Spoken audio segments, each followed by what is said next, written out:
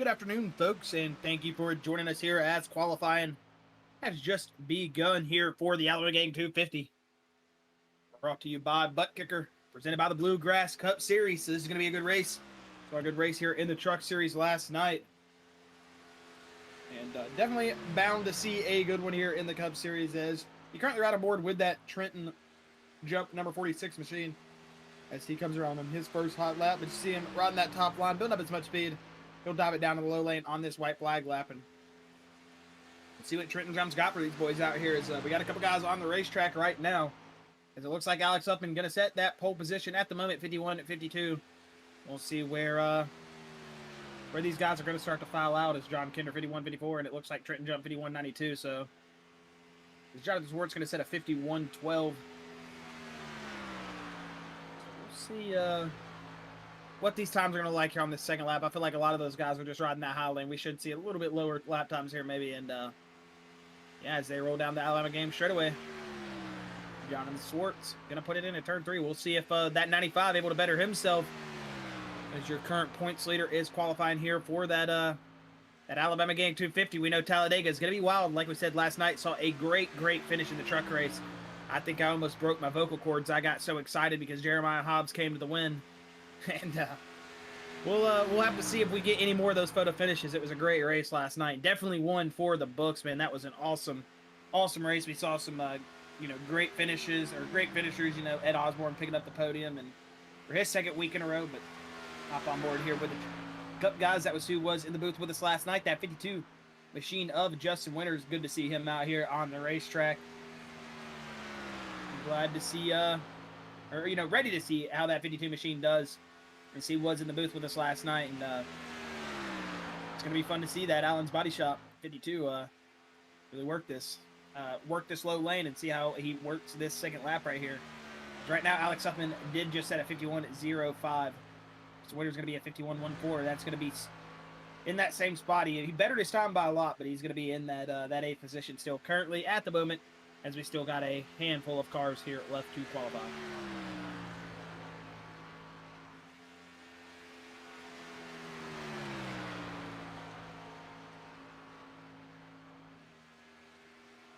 All right, and as you see those points on your screen, he's right now in the lead. It's going to be Jon Schwartz still, man. That 95, 5 season wins. He has been on a roll here in this late season.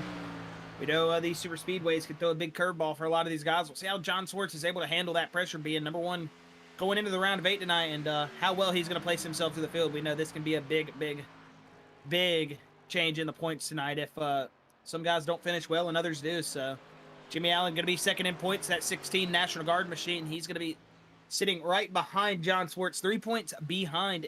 Only 2 wins on the season, but he's still been very consistent in that 16 machine. That's going to net him in that second place position in points. Trenton Jump, he's going to set himself 10 points behind that second place position in, the lead. And he is going to be sitting 3rd in the points. With Scott Fritz, that number 1 machine, he is going to be sitting 4th in points, 14 points behind your leader with 2 season wins. Wyatt Brackett, that number 33 machine, he is going to be sitting in that 5th position in points. 18 points behind your leader, 1 season win with Alex Huffman in that 8 machine. Tied for 5th place with Wyatt Brackett. Same amount of points, no wins on the season, but just been very consistent. Alex Huffman, 18 points behind as well.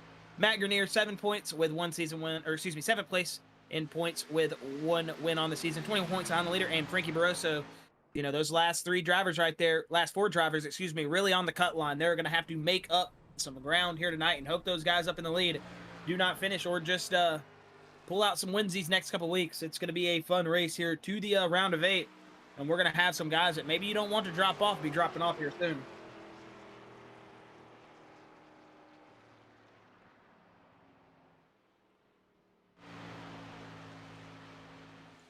Riding on board here with Matt Grenier, that 15 Ford Mustang, going down that front stretch. Let's see if he can better that second lap.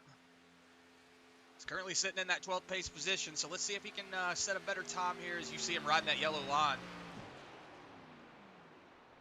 And there you go. He's going to jump up to that 7th place position. So good job there from Matt Grenier to better himself. Right on board here with Mo Abbott.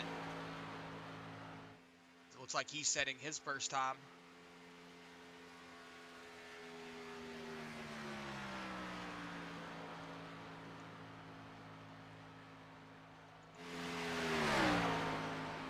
like he's going to set himself into 13th place for the time being. He's doing his second lap now, so we'll see if he can better himself on the second lap. Looks like Josh Abbey, Kel Clifton, and David Brackett are also out on the track, so we'll see whenever they get their time set what they do, but we're going to just sit here and ride with Mo Abbott since he is right now the closest driver to setting a time.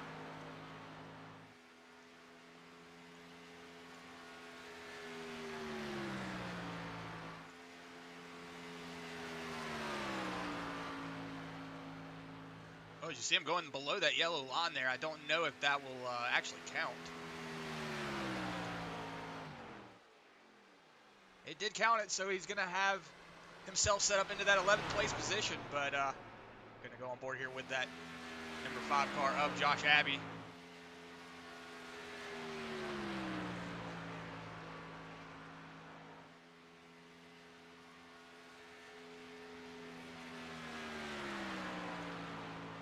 He's going to set that first time, going to set himself in that 14th position. But he can't make up the time. You see him riding that yellow line all the way down there at the bottom. You got to watch out because that curb or that apron can sneak up on you whenever you're down there that low. You're turning in, and then you're like, okay, I got this. And then the next thing you know, you're in that apron, and then you're shooting up to the top of the track. So you got to be careful when you're on that bottom line.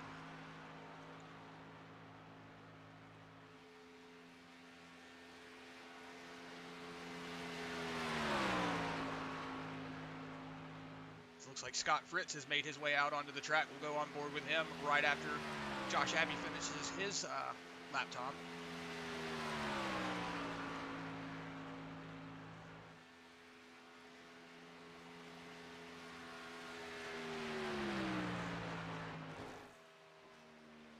There you go. You're going to see Josh Abbey move himself up into that 3rd place position. David Brackett going to move up into that 16th position. Scott Fritz on his out lap right now. You see him riding that top lane. Like Josh said, you ride that top lane on the way out to get these engines cranked up because it takes them a while to get going. So you ride that top lane all the way around the track, and then you use that first lap to gather all your speed, and you just take that second lap and you set the best time you can.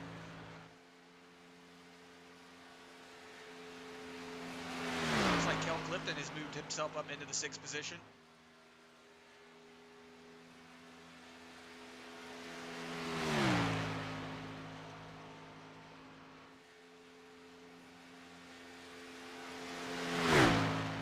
Yeah, it's gonna be a good race tonight. We're looking for the points to get shook up really hard here tonight. This track is one of those tracks that it can make or break a driver's season. So it's gonna be a lot of fun to see how these drivers react to this pack race. And we do know that the Cup cars did get an update about 6 months ago. I want to say it was that they updated the draft package on it, so they do not like to pass. They like to run in packs. We're going to see a lot of pack racing. Scott Fritz is going to pass the line now. Let's see where he sets himself. It looks like he's just going to set in that 17th position. Maybe he had a little bit of an issue. Maybe he got into the wall just a little bit on his first second lap. Oh, this is his second lap. I do apologize. I'm sorry. Yeah, he should make up some time here down the back straightaway and into turn number 4, running about a mile an hour faster. As you'd think that mile an hour wouldn't do a lot, but it does, man. You almost get to 190 by yourself down the back straightaway. That's doing something pretty good. So it's it'll be interesting to see where Scott Fritz does set himself. We've got a good standard here, 51.05. That is a dang good lap in the solo draft by yourself. Or the solo no draft, excuse me, with Alex Huffman. As you see, everybody looks like they're doing that yellow line thing, Chris. I'm not going to lie, I do that too, so...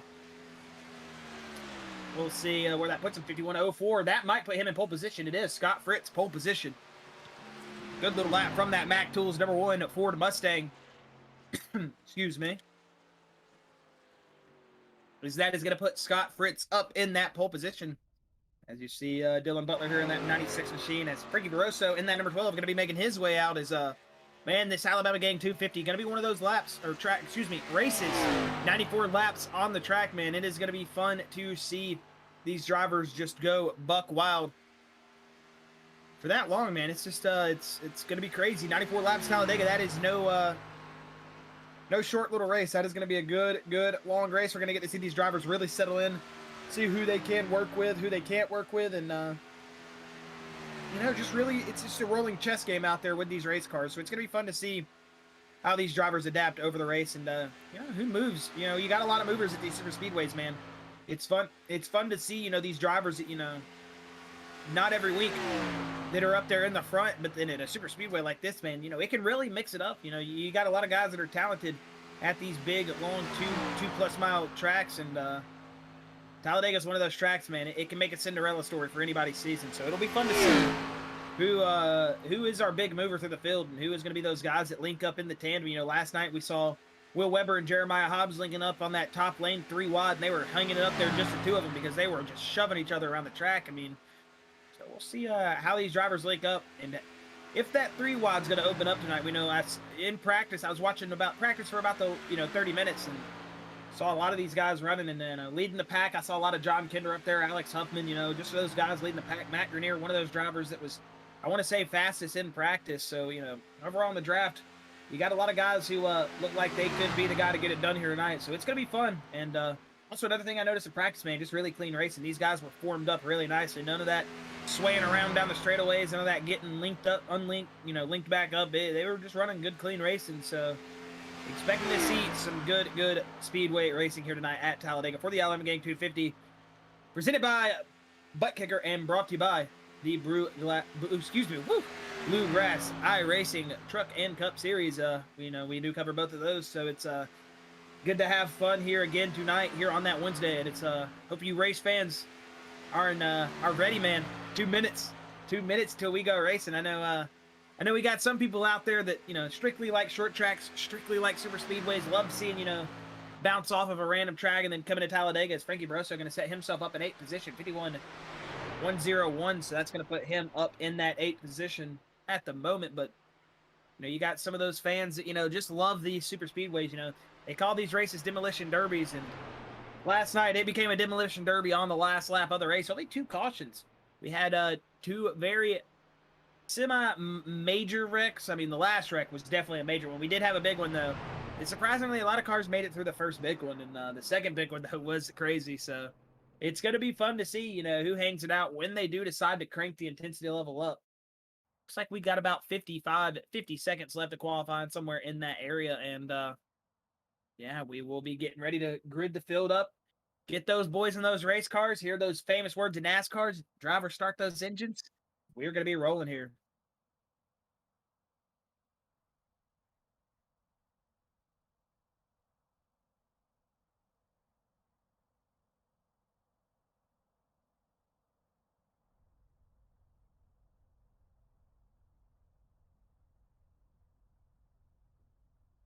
As again, thank you for joining us here tonight on the Bluegrass Facebook and YouTube page.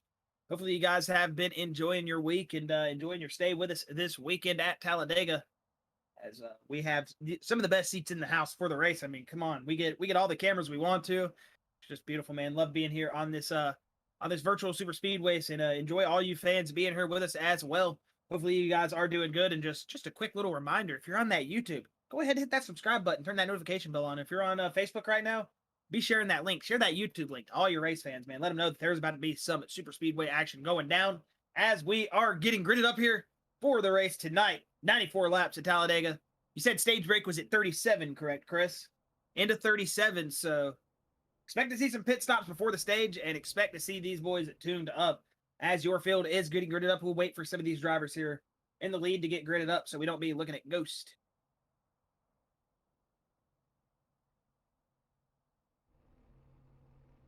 As we are looking at the race info on your screen, 102 degrees on track, 78 outside, 7-mile-an-hour east wind. So that wind picking up may be a little bit of a factor for these cars.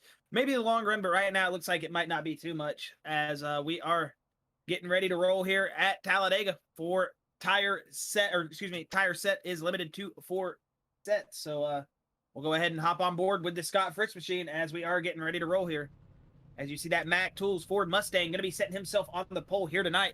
And Scott Fritz would need a good win here tonight. That'd be awesome for him in the points. But that 8 of Alex Huffman, he's also here for that same reason. He is going to be sitting on that outside pole here tonight in that number 8 Allen's Mighty Chop Chevy Camaro.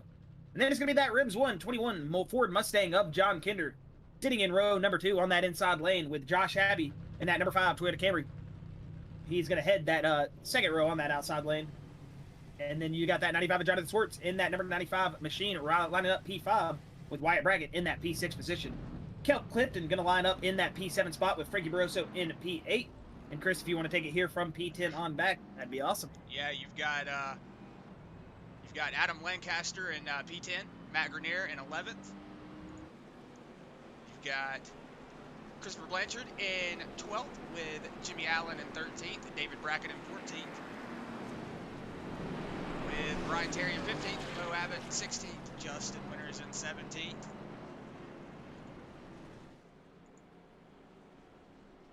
Ryan Smith in 18th, Tyler Johnson in 19th, Brandon Robertson in 20th with Dylan Butler in 21st, John Pill in 22nd with Jimmy Johnson in 23rd, Travis 20 and 24th, Wes Wiegand in 25th, Casey Barlow in 25th with Daniel Worthington in 27th. Oh, Casey Barlow in 26th, excuse me. Daniel Worthington's going to be in 27th, and I want to say that, yeah, CJ Mason will be in 28th, and then Gary Jazorski is not on track. He is race control. Gary's going to be on them boys tonight, man. That's going to be your field here tonight. All right, you heard it, man. You see it right there in that turn number 3. This is Talledega. Down the Allison back straightaway we go into turn number 3. The pace car gonna bring the field. It's gonna be Scott Fritz and Alex Huffman, and they've got a lot of hungry race cars behind them that are ready to go here. 94 laps at Talledega. Drivers, get that last drink, get them belt tights and get up on that wheel, because we are about to be rolling, man. Almost 200 miles an hour down the back straightaway in the draft, and it is gonna be fun. Over 200 miles an hour sometimes in the draft, but it's gonna be a fun one, man. We got 28 race cars out there. We got that iRacing pace car getting ready to turn left here in just a moment. Race fans, it is time to stand up. It is time to get them rally caps off. It's time to wave these boys to green. As it's going to be Scott Fritz. It's going to be Alex Huffman, John Kinder, Josh Abbey in that second row. As that inside-outside lane getting ready. As they're going to roll through the tribal here as the restart zone. Just a little bit up there is, you know, the start-finish line is right at pit exit here at Talledega on the other side of the tribal, not like Daytona in the middle. So as they roll up through the middle of the tribal, there it is. Green, driver that inside lane a little bit checked up, but Jonathan Schwartz going to be all over the back bumper of that 21 of John Kinder. They're going to get a big run here down the back straightaway, but that's going to allow Josh Abbey, Alex Huffman, and that 33 of Wyatt Brackett go ahead and get down in front of those drivers.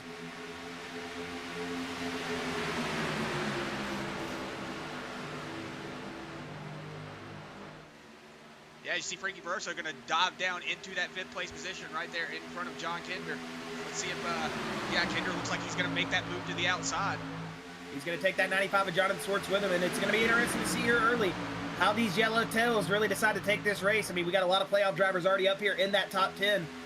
It's just going to be fun to see, you know, how they decide to dictate this race. Or if, you know, if they start feeling uncomfortable, are they going to fall to the back? Or are we just going to stay up here and have a lot of these playoff guys racing for the lead? I mean, that can spell disaster eventually, or it's going to spell just what's all in the making of a great race. I mean, either way, it's going to be a good one, as we are already at lap number 1, the end of the completion of lap 1, as that one machine is going to be your leader, Scott Fritz, rolling it off into turn number 1, filled behind single file to about that 8th position on back, as we got a little bit of separation on that outside lane as they started to deform. As you see John Kinder, 95 of Jonathan Schwartz giving the big push, 16 to Jimmy Allen, and they got the 28. I want to say that was the 28 of Adam Lancaster starting to roll up behind them. So they're going to start getting a big run here on that outside lane as they're starting to get formed up here. But going through the back of the field, you see that 91. That's Ryan Smith, who's just kind of trying to pick where he wants to go. Got that 52 of Justin Winters on his outside lane. Looks like these drivers here towards the back, about that 15th position, 16th position on back, just kind of hanging out, filling this track out as Ryan Smith just got big tight out of turn number 4. Almost got up there into that 52 of Justin Winters.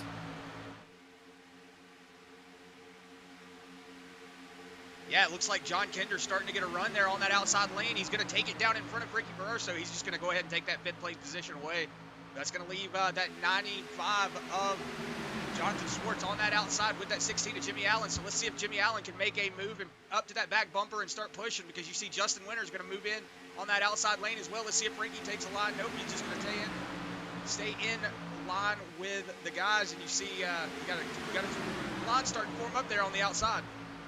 Yeah, and that 52 of Justin Winters was the fastest race car on the track at on the last lap. So we'll see if that 52 is going to start making moves up in the draft, maybe try to help some drivers out here as he is starting to suck up there. That outside lane really starting to roll here, but that inside lane is really stacked up, formed up right now, but we'll see if this outside lane, a little bit of hesitation, a little bit of moving out of line right here. We'll see how well they're able to stack up. As you see that 38 of David Brackett, 52 of Justin Winters, and that 91 of Ryan Smith, all in that outside lane behind the tail end of those drivers. And you see they're really now getting too wide here. 46 of Trenton Jump, 19 of Christopher Blanchard, that 48 machine of Mo Abbott. Got a bunch of drivers there that are hanging out towards the back. We'll see how these drivers move through as you're starting to see a little bit of a single file lineup here in a secondary pack towards the back. So we got about 3 packs right now if they don't catch up to this single file, but they are starting to race here hard for about that 6th position on back as Frankie Barroso is going to start to catch up to the tail end of the line here, these lead 5 race cars. Yeah, it looks like that 12 car is starting to catch that draft just a little bit, starting to push up, but maybe he's trying to drag, you know, Matt Grenier and Kel Clifton with him. You know, he's right there in that middle point. So yeah, it looks like he's starting to get a really big run. Yeah, it's starting to pull everybody up to him. Yeah, and this is where you're going to start to see that outside lane maybe start to work again. They're going to get a big lane here, or big run, excuse me, when this inside lane checks up. That should put them back up there around that 2nd, 3rd place position. Yeah, look at that. They'll get that run down the back straightaway. Look at Kel Clifton rolling up to the back of that 21 of John Kinder. That's down the back straightaway here. They're going to get a big run. 5 cars stacked up. They're rolling here. Look at John Kinder just chopping them off, man. Yeah, you see a bunch of just straight line driving. That outside lane's not coming up as well. You see a lot of more cars in the line, so you see a lot of cars getting out of the line, going down the backstretch. So that's going to slow them down just a little bit, but it's going to start picking up here in a second. Give it about 2 laps, maybe even less than that. It looks like they're starting to get a run on that lead pack already. Yeah, you see that secondary pack there in 19th position on back. That's Brandon Robertson heading that pack.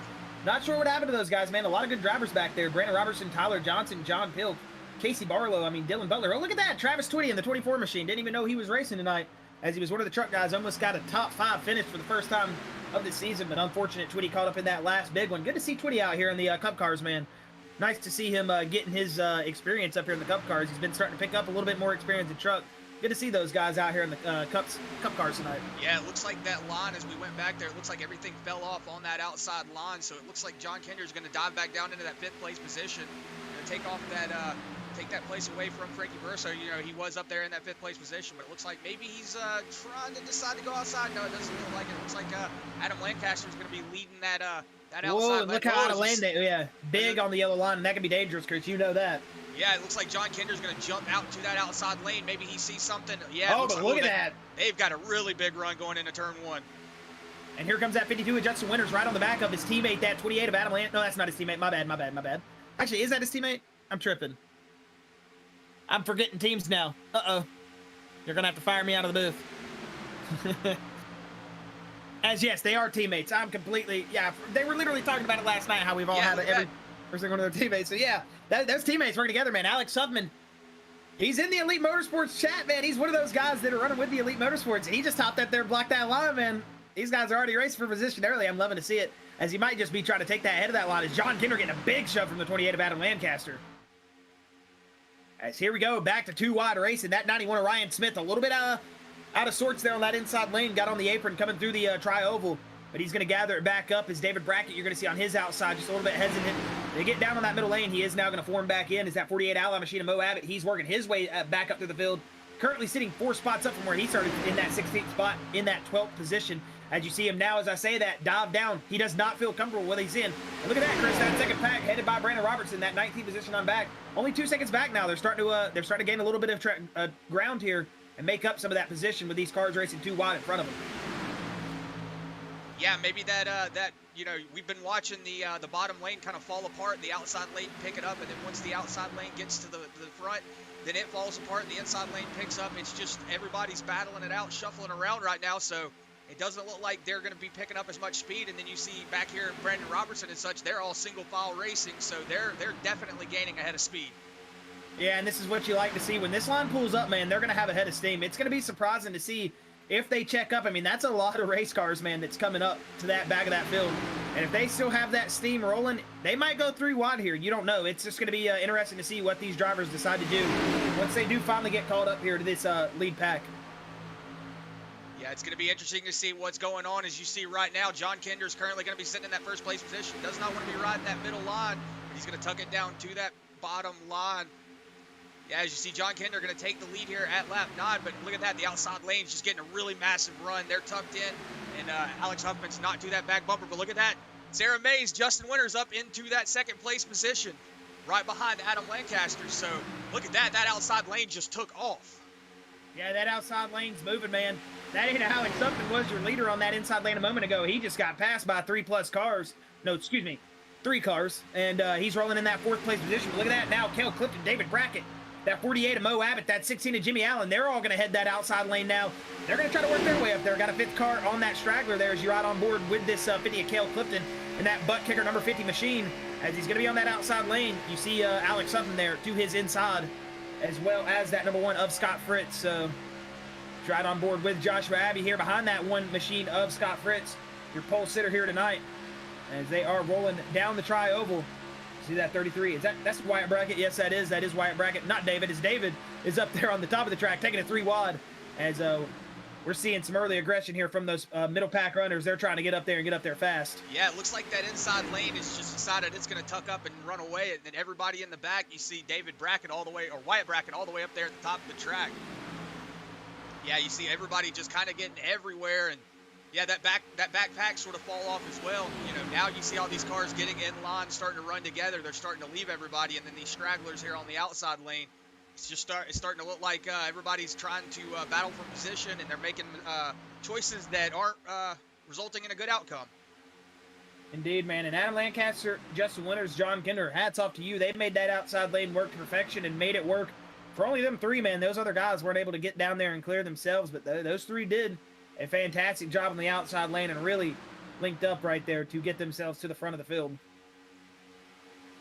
Yeah, as we go back here with this pack headed by Jon Schwartz, looks like they're starting to finally fall in line here. You saw a lot of cars getting all over the place there just a second ago, but it looks like they're going to fall in line, maybe try to catch back up with these guys that are up here in front of them. Looks like they are starting to get a little bit of a run. You see the guys back there in that 3rd pack are starting to form up, so we should be having some racing to go in here in not too long.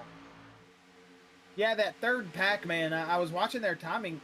They were about 2 seconds back, you know, at the maximum, and now it seems like they're starting to hesitate, fall back a little bit. Not sure if there was something that happened with those group of race cars that we didn't see on camera or on, you know, the screen, but they did fall back a little bit, as they are, yeah, from the 21 of John Kinder, Brandon Robertson's 4 seconds back, and earlier they were only about 2.5. They're either starting to fall back, or I was just looking at wrong timing, because it does seem like they are starting to lose just a little bit ahead of steam. But you see a lot of race cars in front of them.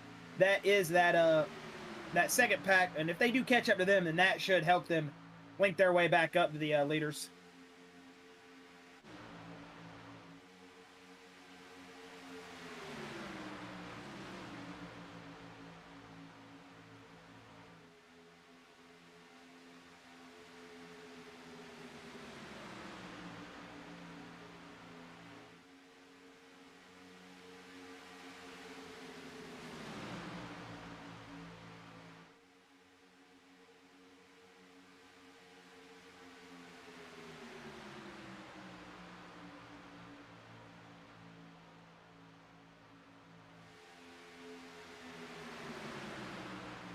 As I'm sorry, I was muted that whole time. I was sitting there going on a really long spill, but yeah, it looks like we've got a lot of these yellow tails up here. So, you know, you got to see those yellow window banners, and you can't really see the yellow tails all too well with that plexiglass window in the back of it, but you will see those window banners with that yellow banner. That is your points contenders. You see that 8 of Alex Huffman is currently sitting in. Whoa, we got a caution out at lap 14.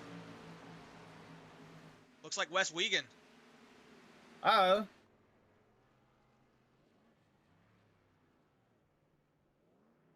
That idiot of Wes Wiegand gonna be around. We'll have to see what happened.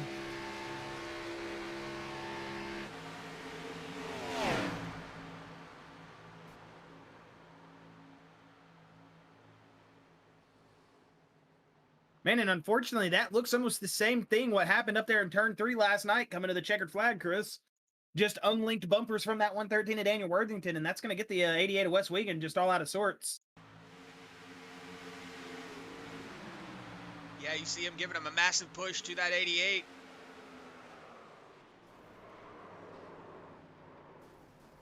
You're going to see him go around there. That's just going to be a big push, and then you're going to see CJ Mason, unfortunately, being just in the wrong place at the wrong time there. getting hit with that 88 machine. So that is unfortunate for that 55. And maybe that 88 of West Wiegand, maybe he can get it going again, as you see him still spinning out.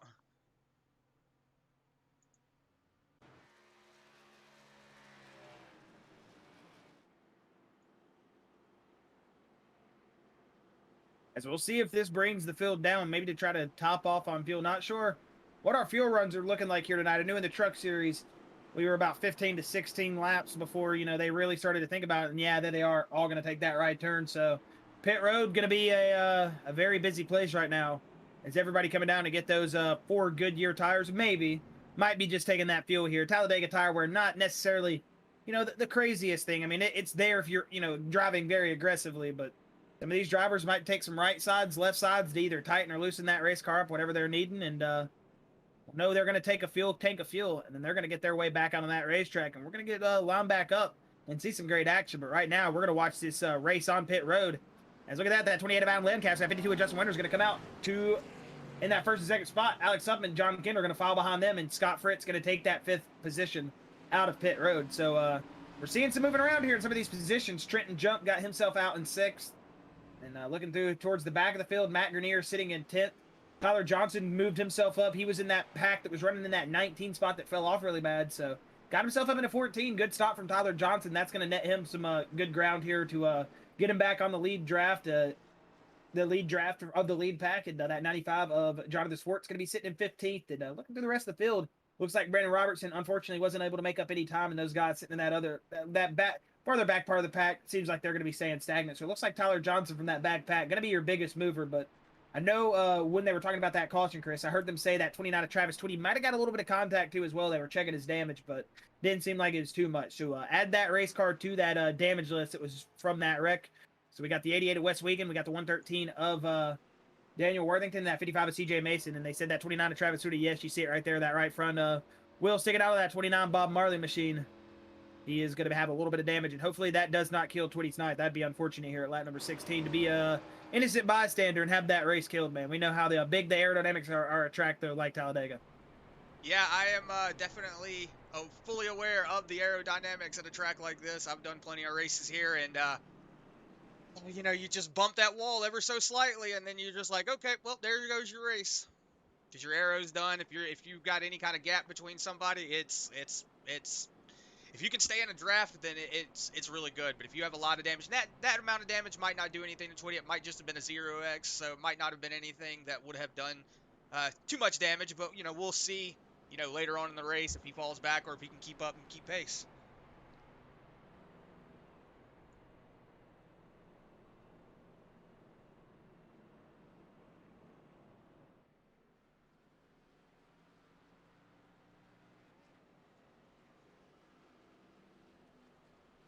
Under caution here at lap number 16. Should be getting ready to go 2 wide here. We'll see if the pace lights do head off. But while we're under caution, going to go ahead and take a moment to say a big shout out to Buttkicker as they hopped on board this season.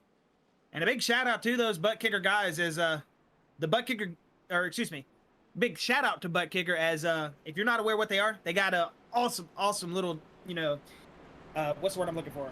I can't even think of words now, man. I completely brain farted. It's like a, excuse me. But either way, big shout out Buttkicker. And if you're looking for one of the Buttkicker Gamer 2s, you should, because guess what? That Buttkicker Gamer 2 adds instant immersion to any game. Unlike a subwoofer that moves air, Buttkicker products move actual mass, producing a haptic immersion. It's powerful and accurate, so experience powerful bass even while using headphones or a gaming headset.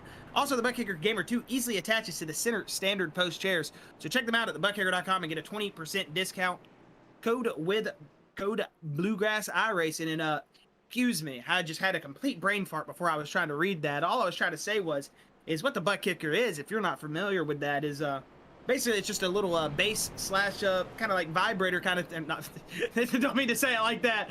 A vibration mechanism for a chair, so it adds immersion to your rig. Keep those dirty minds out of the gutter, guys. Don't think about that. We're getting back to racing here. I'm just gonna shut up.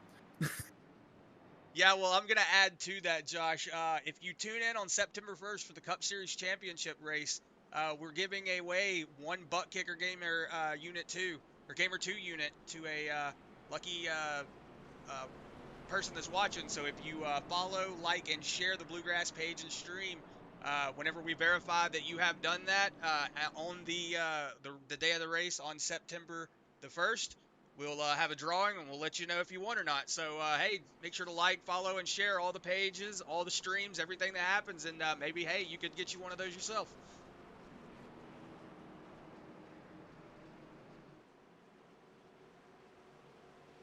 Hey folks, sorry about that big old brain fart we just had down the back straightaway. It's time to get back to racing. That 28 of Adam Lancaster, that 8 of Alex Huffman, talking about them butt kickers. They're ready to get out there and kick some butts themselves as they're going to go out and go ahead and get ready to grab this green flag, as it looks like that 28 already getting rolling, and there it is. Green, green, green, as Jon Schwartz going to go ahead and set himself in that inside lane. They're just going to hang that 8 of Alex Huffman out there, and it looks like everybody's going to go to the inside lane. So if Alex Huffman doesn't get some help here or a spot to move in, which it looks like the 21 of Jon Schwartz might have a gap, he does.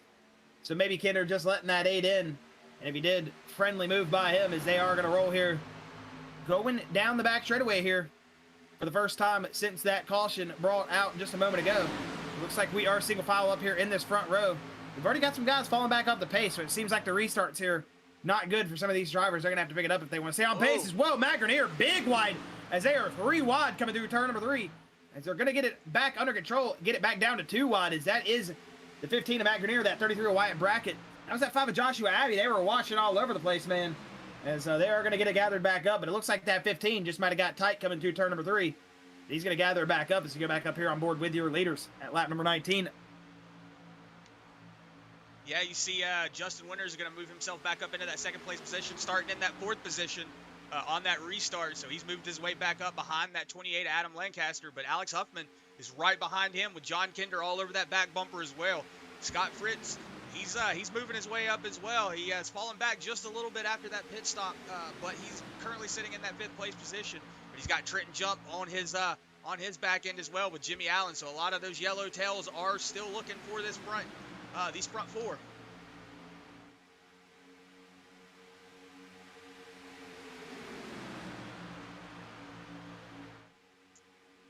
As you see Matt Grenier, he's going to take that back to the outside lane. Maybe he's got a little bit of help from that 33 of Wyatt Brackett. Let's see if anybody comes up and helps him. Doesn't look like he's going to get a run. Going to see that 91 of Ryan Smith. He's going to suck up to that back bumper of Christopher Blanchard. He's going to make sure to cut off that line for at least Wyatt Brackett. You see a bunch of wobbling going down the backstretch there. The 16 of Jimmy Allen getting all over the place. They're going to get it settled back in. That 15 and that 33 just stuck out there by themselves. They are in trouble. As you see them starting to fall back, they are just going to be looking for a hole at this point. Yeah, that 95 of Jonathan Schwartz, he's just going to keep pulling. See, yeah, they're just pulling away. That 50 of Kel Clifton also pulling past them. They are just starting to drop back like they've got a parachute on the back of their car. Yeah, you get hung out there on that outside lane while you got a bunch of stacked up race cars on your inside. You're not going to be really moving anywhere unless you are just absolutely just shoving the dog mess out of the car in front of you. But right now it looks like they are going to get back in line. And it looks like, man, Brandon Robertson and company, they might just be hanging out back there. Maybe a little bit of strategy from these guys, because I know these guys are fast, and I wouldn't expect these guys to be hanging out there. But this could be just one of those, we don't want a wreck to happen and be involved in it early. They just might be playing that long game. I mean, it is only lap 21 out of 94. So it's going to be one of those things. We're just going to caution back out. We missed a wreck in front of us. It looks like the rest of the field is going to get by cleanly. Not sure what just happened, but they just wrecked in turn 3. As that looks like the 19 of Christopher Blanchard. Yes, we'll go back and see what happened there.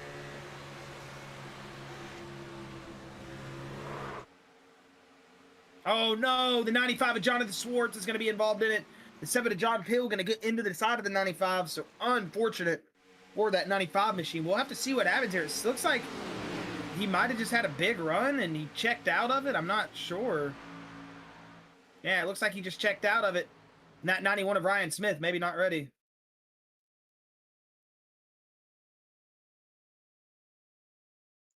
Yes, it looks like that 91 had a massive run there. That 19 maybe got out of the gas, and then you're going to see the 91 send around that 19. It's going to collect the 95 of Jonathan Schwartz.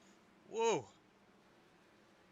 So there, that was a close call. As you see all those cars getting around there. 24 Casey Barlow getting around.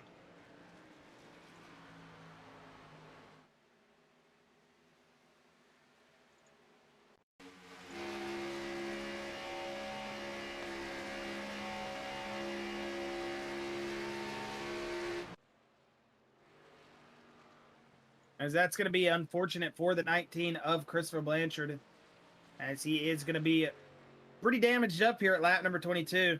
Going to take a lot of repair on that race car. Same with the 95 of Jonathan Schwartz, man. Another one of those innocent bystander situations. He was just wrong place, wrong time. And that 95 is going to have a lot of front end damage, so he's going to have to be sitting here on pit road for a good minute. As it looks like the rest of the field is going to go ahead and head down pit road, though. Grab those tires, maybe some fuel, maybe just some fuel. Who knows? We'll see what these drivers do decide to do. And we're going to watch the race off pit road as the 8 of Alex Huffman, 28.52. And the 8 going to get out first, second, and third. As it looks like Scott Fritz is going to come out in front of John Kinder. Trenton Jump in 6th now, man. Or excuse me, not Trenton Jump. I was thinking of Tyler Johnson. That's my bad. As Josh Abbey going to be in 7th, Jimmy Allen in 8th. 9th is going to be Wyatt Brackett, and currently sitting in that 10th position, going to be Kel Clifton.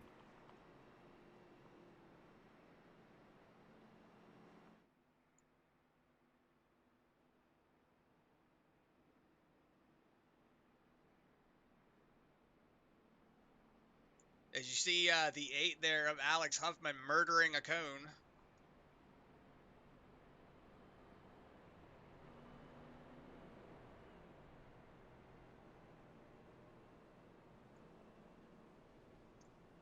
Lap 23 and 94, we're currently on our 2nd caution. A lot of these drivers just kind of hanging out. You don't see a lot of racing really going on. That's why we were just kind of going back a little bit. Did see a lot of single file racing, but try to stay on with the front just a little bit more, see if we won't miss any more of those wrecks. But yeah, it looks like the guys are just trying to get settled in, trying to figure out who's going where and what's doing what. But you see a lot of this spread out racing. That's going to create a lot of runs and a lot of bumps and accidents like you saw there. That 19 having to check up just a little bit, and that 91 just had nowhere to go. I mean, you know, you can't really see in front of you when you're in that cockpit. So, you know, if somebody checks up in front of you, it's really just you just got to kind of hope the guy in front of you doesn't slam on his brakes. And looks like maybe that 19 just had to get out of the gas just a little bit, and then that's going to send that 91 into that back bumper and send him around, collect that 95 of Jonathan Schwartz. But that is unfortunate for them. It does look like Jonathan Schwartz is still in the pits, and that 19 is on his way back out. So it's good to see at least Christopher Blanchard able to stay in this race. Yeah, good to see these wrecked race cars be able to make their way back out on, as you're going to see that 96 of Dylan Butler pull his way down pit road.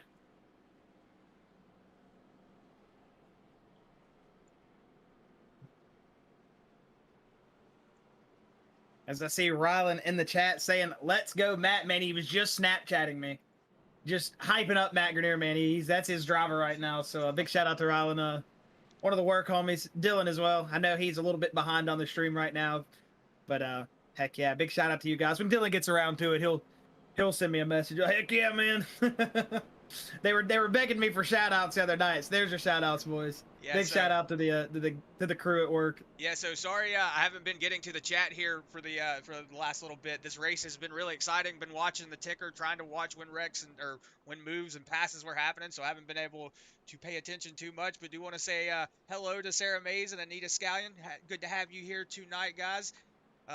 Great to always have you here every Wednesday night.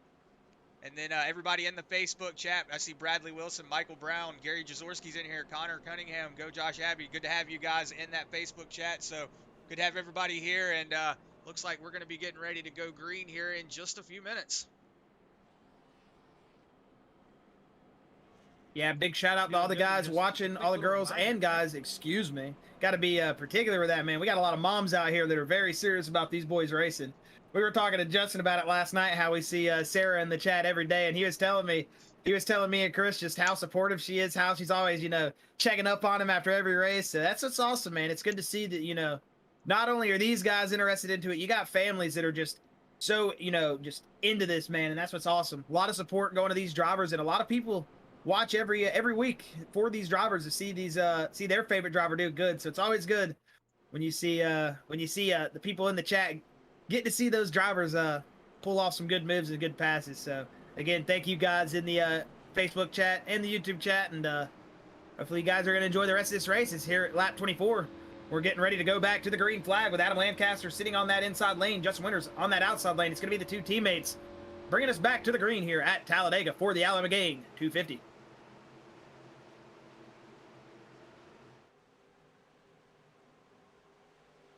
Like Murray Walker would say, go, go, go! We're off as they are back green.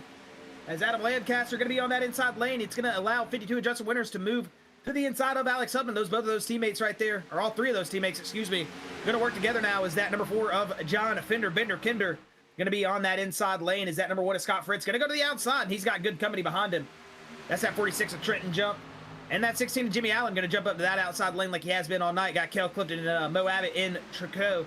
As you're starting to see 5 of Josh Abbey being pushed by that 33 of Wyatt Brackett, that 15 of Matt Grenier, as they're starting to work their way up to that number 21 of John Kinder, who is kind of got a little bit of a gap between Alex Huffman, Justin Winters, and Adam Lancaster on that inside lane. We'll see this inside lane start to form back up here, but we'll see if that outside lane can get up there and maybe make some positions up in front of John Kinder, as he's got a decent little gap. As yeah, there it goes. Trenton Jump giving a big shove to that manufacturer teammate of the 1 of Scott Fritz, as they are going to roll those 2 Ford Mustangs. As there's 3 Ford Mustangs, 3 rows right there. 3 cars in a row, excuse me. Yeah, as you see that little bit of separation from those cars on that inside line, it's going to allow those 3 cars up in the front, Adam Lancaster, Justin Winters, and Alex Huffman. They're all going to get away just a little bit because there was a little bit of a gap between those guys. They're racing a little closer than them back there. As you see, whoa, the 1 getting really loose. Looks like that 46 was all over the back bumper of Scott Fritz. Scott Fritz getting a little loose coming out of the turn, but he's going to be able to save it and keep going. You see John Kinder getting a really big run out of going into turn number 3. He is starting to catch that lead pack there, so maybe he is starting to catch that draft. Yeah, it looks like he's starting to catch the draft of that 8, so maybe he's going to start pulling these cars with him just a little bit. Yeah, I mean, it looks like John Kinder's got the oversized motor, man. He's pulling a Richard Petty out there, hitting the NOS switch. That single car was starting to pull away from the pack right there and catch up to those cars in front of him, but it looks like it's starting to stall out at the moment, but he is going to get the help from Josh Abbey and company, so he's going to pull back up here, but John Kinder was getting a little bit of a run right there, man. It looked like some old 80s Talledega race, and he was moving away as a solo car. Yeah, it looks like CJ Mason came back down pit lane. That is unfortunate for that 55 car. He is a really good racer in the truck series, and we do know that he can drive pretty much anything that you put him behind, so it's unfortunate to see that 55 coming down pit lane. As that 95 is still down pit lane, so your points leader is currently sitting in the pits right now. That is unfortunate. Yeah, that 95 of Jonathan Schwartz, man. Chris, what was I saying? Coming in tonight, you're going to see some point shovels. We might see Jonathan Schwartz, anybody, have some trouble. And it looks like early our points leader having trouble here at the start of the round of 8. And it can get hairy from here, man. This is where things start to get weird. As you're right on that rear hood camera of that 28 of Adam Lancaster, as he's got that 52 of Justin Winters behind him. As Chris, if you want to go on board with either that 8 of Alex Sutton or that 21 of John Kinder, just show the fans at home what it's like to be about 3-4 cars back in the pack and just really have what vision you really lack inside those race cars. Whoa, is John Kinder blown up? Who's blown up? No, the 28. That's the 52 of Justin Winters blown up on the apron. No, as the 52 is going to have to pull it down pit lane. We've seen our first engine blow of the night.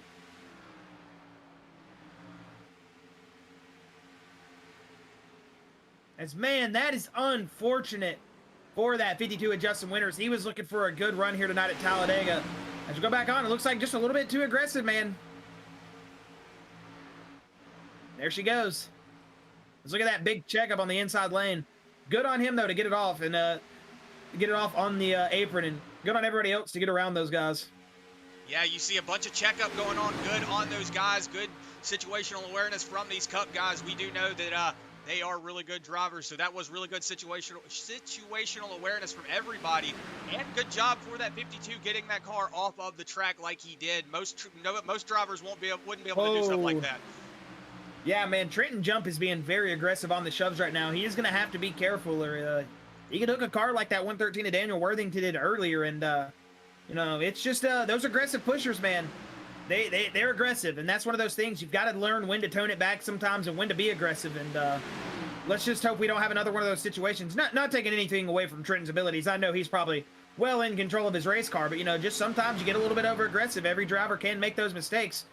So it looks like that outside lane falling off. You just see every time he gets up to the rear bumper, they are getting some big shoves. So Trenton Jump really wanting to make up some time right now. And, yeah, big squiggle from the 5 So Trenton Jump definitely getting a little aggressive. The one seeing that, he's going to go to the inside lane. Yeah, you're going to see that one dive down to that inside lane. You see the 46 just washing up, getting all over the back bumper of that 5 car. Maybe he's slowing up just a little bit, letting that 5 get back in line. Doesn't look like he's going to be able to, so 46 is just going to have to keep going. So that's going to open up that gap just a little bit. So he's going to get a big run here to that 1 whenever he finally does catch. But you see all these guys getting a little squiggly up here. Maybe everybody's starting to think, but, you know, hey, whenever, you know, we've got the stage break coming up here in a few laps, you know, everybody's probably just going to tone it back and just chill out for right now. Yes, and do want to say, Sarah Mays, that is unfortunate for Justin Winters. Just unfortunate for him. He was just pushing too hard on that 28, and then it just went. That's all she wrote. You know, I think I might have jinxed the engines, Chris. You know, I was talking about 1980s Talledega, the NOS switches, the single pull-aways. Now it's starting to look like 1980s Talledega, man. 1 motor down. How many more are going to go? Yeah, it's going to be interesting to see how, you know, now these guys see, oh, okay, so one guy's engine blew. So now how aggressive are everybody else going to be now that they see that, hey, maybe that could be me if I get up there and start pushing really hard. And just to get a little bit of RP factor in there, if you're the engine builder for those Elite Motorsport guys, man, you're probably thinking now in that 28 and that 8 machine, oh no, those engines might go for us too. We might be running those same tape setups, anything, man. Let's hope ours don't go. As you know, in the real life world, one of those teammates' motors go, you're scared. But in the virtual world, obviously nothing to worry about. Just a little bit of joking right there for the matter. Trying to lighten the situation up. Just unfortunate for Justin Winters, man. You hate to see it. He was in the booth with us last night for the truck race. Did an excellent job up here in the booth. Had an awesome time with here. Privilege, just a big privilege, you know, to have all these guys in the booth with us week in and week out. And Justin was another one that was just an awesome guy to have up there in the booth, man. Got to pick his brain before the race, got to hear, you know, his thoughts and everything in the race. And just unfortunate that, you know, that had to happen here so early at Talledega, man. Was expecting a good run from that 52, and they were looking really strong there early. Yeah, but it looks like everybody's kind of spread out here. You see the 1 getting all over the back bumper of Jimmy Allen back there. Whoa. Scott Fritz was pushing the matter on that 16. He was trying to get him to go, and that 16 just going to take that inside lane. That 1's going to dive out. Maybe had a little bit of a run, didn't want to check up. Just going to see that 46 going to take that outside lane as well. 48's going to follow him, so maybe we'll have a push for the lead on the outside line. But if they can't get anybody else to join them, it's going to stagnate out and fall back.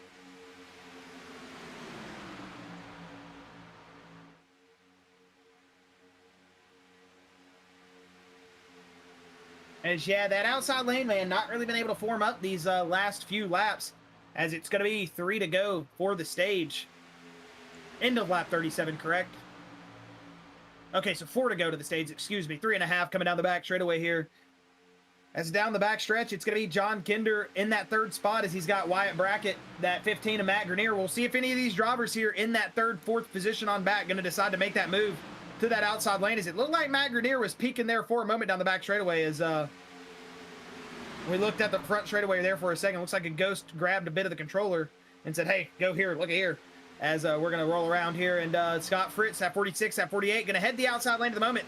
And there goes that 16 to Jimmy Allen. He's going to jump to the outside lane. Going to expect to see either Matt Grenier, 33, or Wyatt Brackett, one of those drivers here to go to that outside lane maybe in a moment, as they're starting to see that outside lane maybe form up here at lap 35. 3 to go for the stage. Looks like it's stacking up so bad. Whoa, 3 wide behind them. It doesn't look like they got a good run on that at all. You're going to see that 1 dive all the way to the top lane. You're going to see the 46 trying to choose that 1 to go with. 46 is going to dive it back down. Yeah, that outside lane is just not working at all. Hey, it's good to have you in chat, Stacy Johnson. We'll really appreciate the kind words.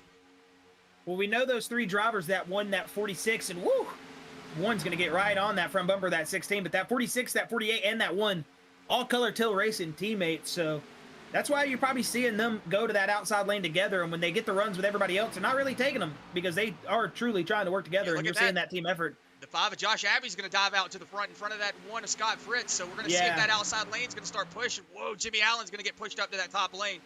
Trenton 2 laps to go to the end of the stage. Yeah, you're going to probably see that outside lane try to form up here. You're going to see Jimmy Allen choose that outside lane maybe. Yeah, maybe going to try to push that outside lane up.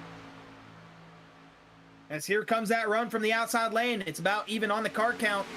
There's about 5 cars on that outside lane, about 7 on that inside. Excuse me, I'm horrible at math. And that's 7. I'm great at math. As they're going to roll into this outside lane here, and it looks like that 48 of Mo Abbott going to dive down to that inside lane again. As coming to the stage break here, white flag for the stage break. It's going to be Adam Lancaster, Alex Huffman out in the lead. And Chris, if this stage break is anything like the truck race last night, we're about to see a 3-wide finish here. Photo finish to the stage. Yeah, it was an interesting finish there last night. So oh, and look at that backup that Jon Kinder had. This is going to give him a big run to that 8 of Alex Huffman. So expect to move here because he's got that 33 of Wyatt Brackett linked up to that back bumper. Those Ford Mustangs, about to run his Grenier going to go to the outside lane. He's going to peek back in. We'll see that 21 starting to get that suck up here to that 8 of Alex Huffman. But I don't know if he's going to have the time to get up there. Maybe take that move to the outside lane. As we know, that tri-oval here on that outside of Talledega, very effective as there comes that run that Jon Kinder is going to get. And maybe he goes to the outside here and tries to continue this run down the tri-oval. Yeah, it looks like he's starting to get a little bit of pace here. You're going to see that 33 maybe take it to the outside. There goes the 33 of Wyatt Brackett. 21's going to push. Oh, he's going to push the 8. 21 going to help the playoff contender as it's going to be the 8 of Alex Huffman taking the stage win here at the Alabama Gang 250. He is going to pick up the stage win at the end of lap number 37. Alex Huffman in the Allen's Body Shop. Number 8 Chevy Camaro is going to be your stage winner. Hey, Sarah Mays, you still got a driver in the race.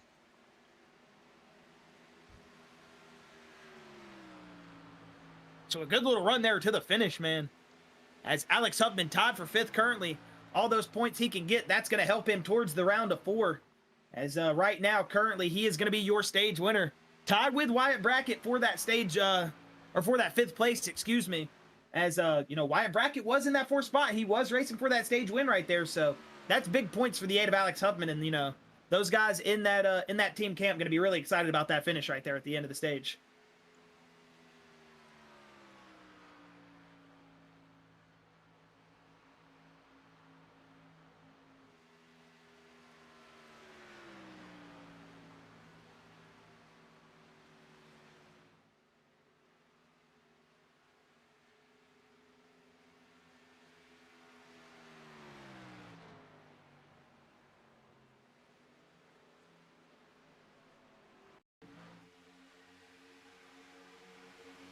Yeah, as you see that 8 there, had a really good run going up into that thing. Like I was saying earlier, I didn't know who it was going to be first, if it was going to be the 8 or the 21. It looks like the 8 jumped out in front, and the 21's going to push him to that stage win. So that 21 going with your with one of your points contenders for that stage win. So good push on that 21, and congratulations to that 8 on the stage win. Yeah, we'll have a word with that Alex Huffman in here in just a moment. Going to let him go ahead and get down pit road, get their pit stop cycle done, so we're not interrupting him in the middle of trying to do one of the most important things on the racetrack. So one thing I've noticed, Chris, here all season is usually your stage winner comes out in 2nd place. So let's see if that's a prophecy that I'm about to tell true. If it happens, I'm a legend. If it doesn't, then I'm just, you know, who am I? I'm just some random guy on the internet at that point. But we'll see as his pit road is going to be very busy here at lap number 39 as the stage break is upon us. So this is the time to stand up, get those drinks, but also be back in time to see this race on pit road, man. There's a race going on pit road. You got to hurry. As I'm just kidding. We'll see this 8 of Alex Huffman, though, pull into his pit stall. As you see the rest of the field start to come in, Scott Fritz as well. That 21 of Jon Kinder, is his right side's, nope. Looks like that 8 currently might be your guy coming out of pit road first here, as it looks like there comes Frankie Barroso. Actually, Frankie Barroso going to get out in that position in front of him. And look at that, Chris. What'd I say?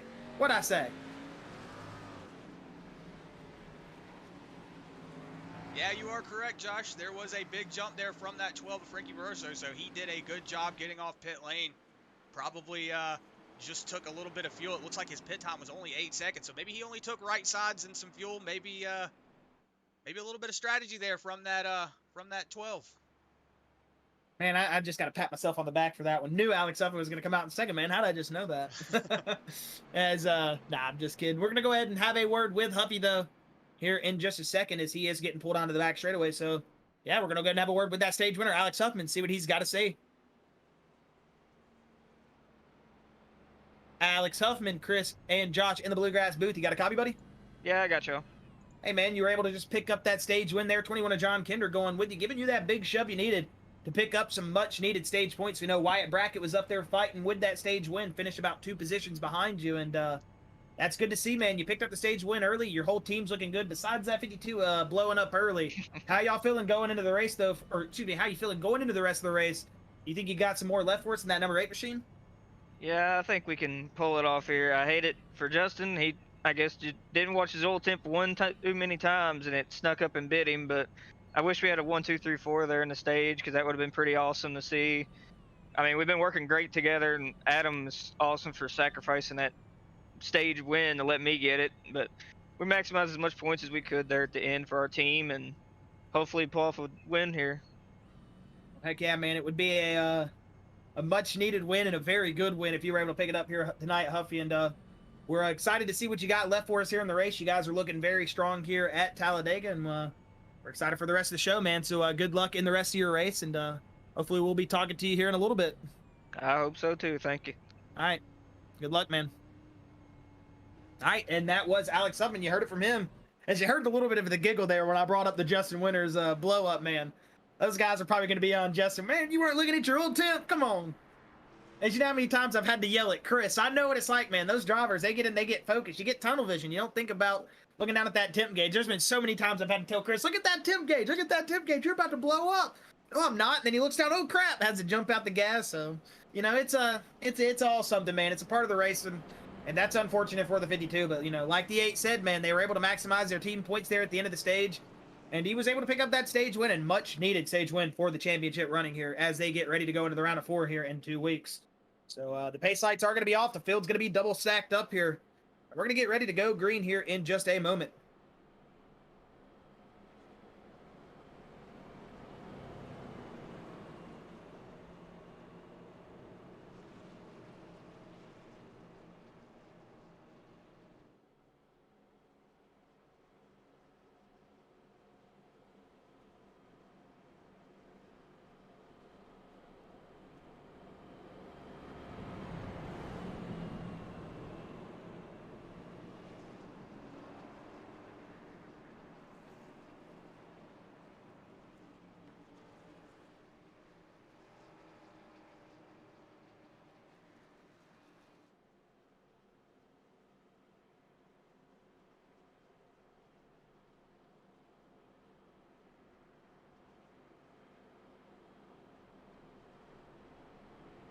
All right, and as the field is rolling through turn number 4 here, lap number 41 out of 94.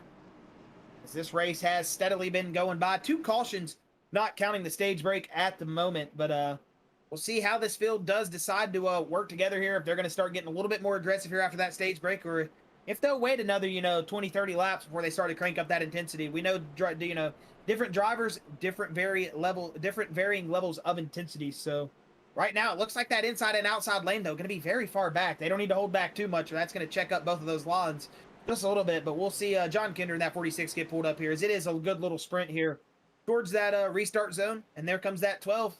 He's going to bring these boys back to the green. And there he goes. Frankie Barroso going to pull off, and the green flag is going to wave here as we are hitting lap number 42 out of 94. It's going to be Frankie Barroso out in the lead here for his first time tonight, I want to say. Actually, he was up there maybe in the lead earlier. I'm not sure. I knew he did jump out of line. I want to say he was running that 3rd, 4th position. As it looks like he is going to go to that outside lane. Maybe just give it up. Yeah, maybe he thought somebody was going up there, and then that backfired in his face. You see Trenton Jump taking that lead away from that 8 Alex Huffman. Yeah, Trenton Jump, the aggressive pusher that was really trying to get his way up to the front earlier. He's found his way to the front. We'll see how well Trenton's able to hold on to this position in that 46 Ford Performance Ford Mustang. As we know, Trenton is really fast, got a lot of good speed on almost any track. He's had his moments this season where he's been caught up in the, in the stuff when he's been running good. So we'll see if Trenton Jump, though, able to maximize his points here tonight. And, if he was able to pick up a win, be another one of those big wins here in the late playoffs.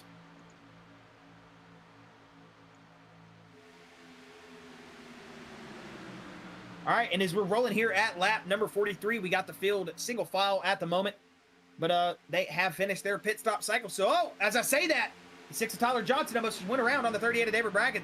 So, like David Brackett did jump out of the gas a little bit, and as he noticed that 6 was about to go around. But as I was saying, we are going to go ahead and get those volumes cranked up on those TVs, folks. Get that full screen out, as we are about to go to a Bluegrass loud pedal. So get those volumes turned up as you enjoy these sights, sounds, and the beautiful, beautiful scenes of the virtual Talledega Super Speedway here on the Bluegrass Cup Series YouTube and Facebook page.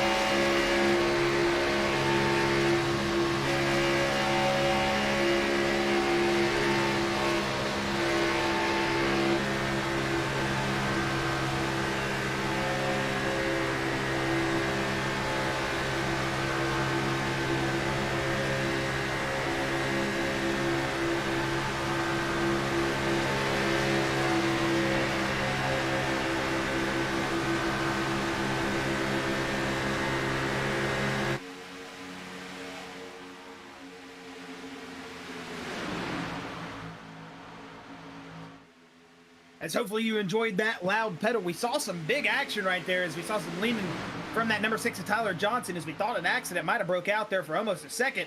As you see, that looks like the 15 of Grenier popping up to that outside lane. The 21 of John Kinder falling back a couple spots. He's currently sitting in that 11th position as he's going to get the big jump to that outside lane and start pushing now. As that 15 of Grenier going to try to work his way through the field. Currently in that 7th place position in the points. 21 points behind your leader, Jon Schwartz, who is currently not in the race. Actually, he is in the race. He is just, yeah, he just got lapped. Actually, that was him at the top of the track coming through 3 and 4. So good to see Jon Schwartz still out there trying to maximize as many points as he can, or just, you know, try to get anything out of it. That's good to see, and the hustle will be noticed from that 95 of Jon Schwartz. Good on him to be out here running still. Same for Christopher Blanchard and CJ Mason. Actually, CJ Mason and Blanchard both disconnected. I thought they were on the track. I do apologize for that. Yeah, just saw Alex Huffman riding that middle line in between Frankie Barroso and that 38 of David Brackett. That was definitely a little risky there. You saw the 28 going up the track just a little bit, but hey, he's holding that line, so good on that 28. Probably doesn't want to be in that 3 wide, though.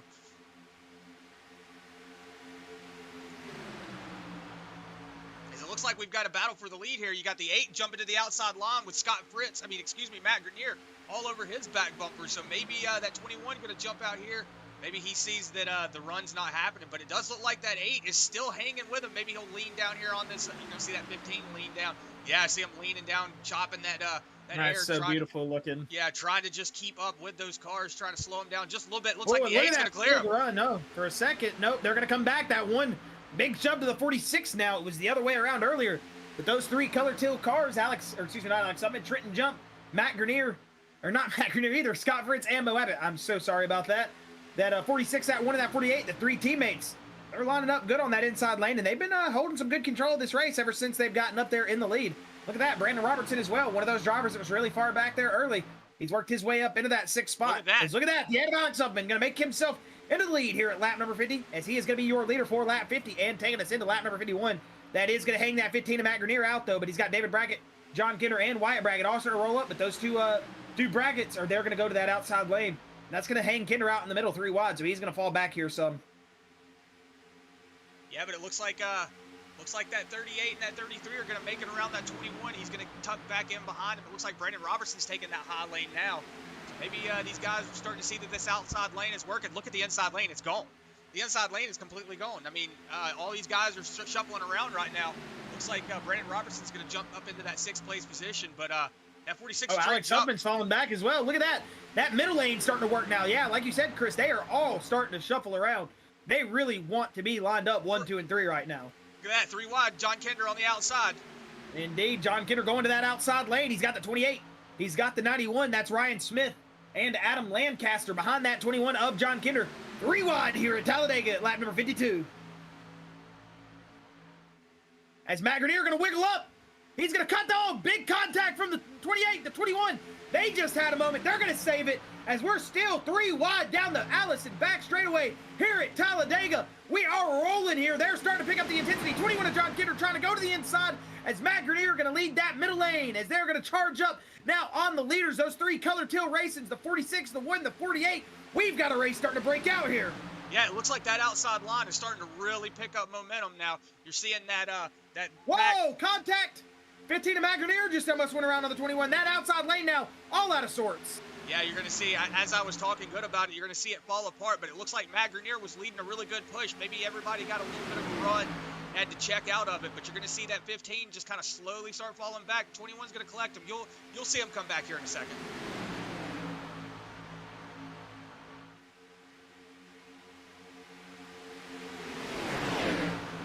Let's look at that outside lane now starting to form up again. They are all the way at the top of the track. Jon Kinder going to go to the inside here, and he's going to take the 28 with him. The 28's going to go with that 21. Is the 15 of Matt Grenier now going to get hung out on that outside lane. Still got the 38 of David Brackett and that 33 of Wyatt Brackett, as it looks like they are going to line up 4 cars here now, 5 cars. This that 21, 28 just want to lead that pack, as it's still the 3 color teal machines up in that first 3 lanes in, or 3 positions in that inside lane. But it looks like that outside lane now starting to form up. That 28, 21 really starting to pinch. We'll see if we get a battle for position here down the back straightaway. Yeah, it looks like Jon Kinder starting to get a really good run on that outside lane. Maybe like I said, Josh, the outside lane is just starting to pick up. And the inside lane's having to check up just a little too much, starting to drag those cars back. That's letting that outside lane just go. So you see Jon Kinder getting a really good run here down the backstretch. Oh, maybe he'll be able to, run from Jon Kinder. Yeah, maybe he'll have it going in here in turn 3. Doesn't look like he is. No, he's not going to have it. Whoa, look at that. That is a big run. Look at that. The 91 of Ryan Smith getting really loose. That's going to check up the 38 of David Brackett and Wyatt Brackett, so they're going to fall back just a little bit. As here comes that run from Kinder and that 28 again. As we'll see if they can make it stick this time. That 95 of Jon Schwartz moving to the apron. There he goes. 21 of Jon Kinder, new leader here at lap number 54. Yeah, you're going to see that 95 dive off the lane. He's going to allow the rest of the field to get by him. He knows that he's not really racing for anything, so he's just on the track to finish. Good on that 95 for just being out here for participation. But you're going to see that 21 take over the lead, and that's going to shuffle out the outside line. Maybe they'll pick it up and get a run up here to that 21 of Jon Kinder. Maybe the 28 will be able to take over the lead here in a second. Yeah, look at that 15 of Matt Grenier. Big shove. That back bumper, that 28 of Adam Lancaster, as they are rolling off into turn number 2. 2 wide still here for the last handful of laps, as they are rolling out of turn number 4 right now, and it looks like that 28 is clear. He's going to go to the bottom here, isn't he? Yes, he is. He indeed is going to pull in front of that 21 Rims 1 Ford Mustang of Jon Kinder. But these two drivers together might be a scary combo, as Jon Kinder has been working very well with all of those three teammates of Adam Lancaster, you know, Alex Huffman and company. He has been working really well with those teammates tonight. Got Alex Huffman that stage win. And we'll see how well he's able to work here now with these Elite Motorsports 28 machine of Adam Lancaster. It looks like the 15 of Matt Grenier is now going to clear himself. So that inside lane a little bit falling apart, but Matt Grenier now going to go back to the outside. He's not satisfied with third. Yeah, definitely sees a run forming up on that outside, but you see him getting a little loose. Looked like he got up into the wall there, but probably just the way the angle was. But you're going to see that gap between that 21 and that 46. That is a massive gap. So maybe that 46 just trying to get a run on that 21, but if he gets back there too much, they're going to start dragging back that, or that 21's going to start dragging that 28 back.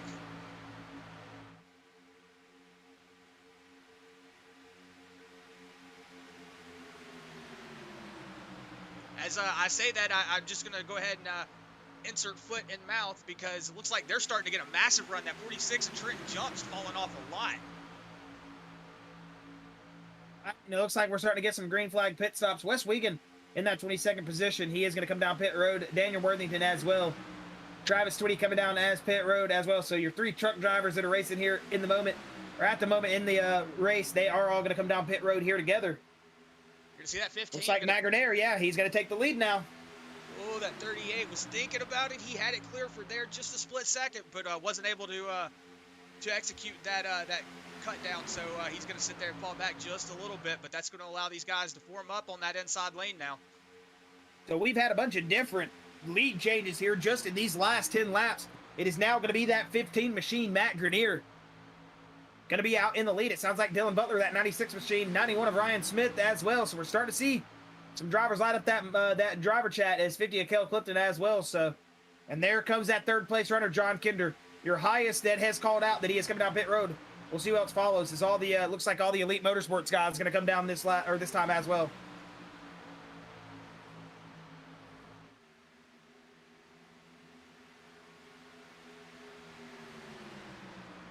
Oh, it sounds like the whole field's pitting here, Chris. Whole field might be pitting here. A lot of cars down pit lane, and look at that. Woo! We're going to see a lot of lockups. Whoa, that 15 getting in there hot. Ooh, he might have sped. We'll have to see. As it looks like everybody else getting fouled in, and man, just like the truck race last night, these guys did an excellent job getting it down pit road right there.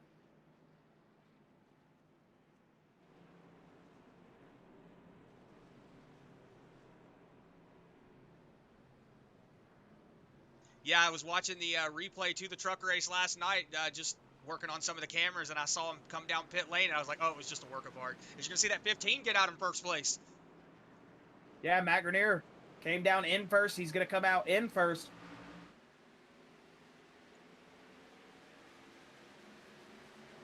As this is going to be the big race right here, man. This is probably the sketchiest part of a green flag pit stop at Talledega, racing on the apron, man. Because it's not like practice. You don't just get to, you know, slow that thing down and, you know, not get loose when you need to not get loose.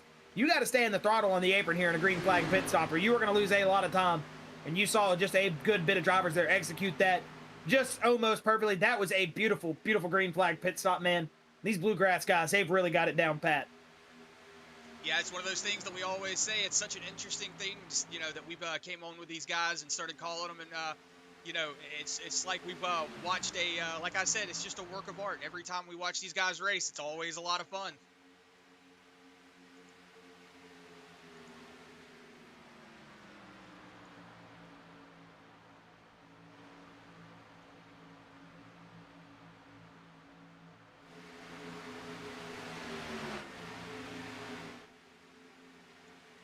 As you see, everybody's just kind of spread out now. You're going to see everybody starting to get caught back up now. That 28 of Alan Lancaster, he's going to be on the back bumper of that 15. Matt Grenier looking really good out here in the front. He's going to have Wyatt Brackett all over that back bumper. That 28 is. So at 46, he's going to be also getting a run here before too long, because he's got that 38 of David Brackett behind him, and then right behind him is going to be Brandon Robertson. So you're going to see a big push coming here before too long.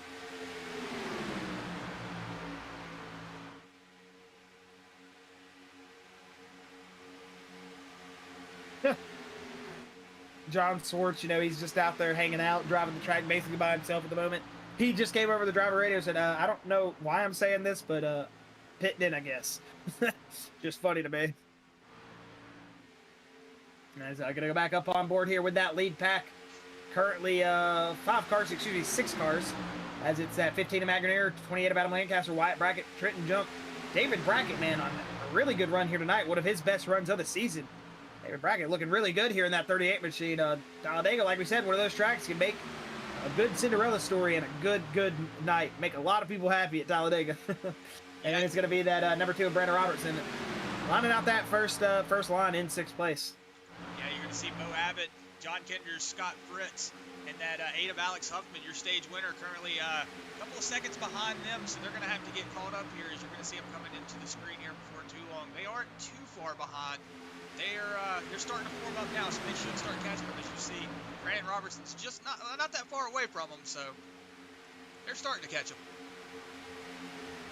Looks like that 48 hasn't caught up completely to that 33 of Wyatt Brackett. Maybe he's just holding back, trying to let everybody catch up. Maybe holding it up. Maybe got some teammates he's trying to help get up here.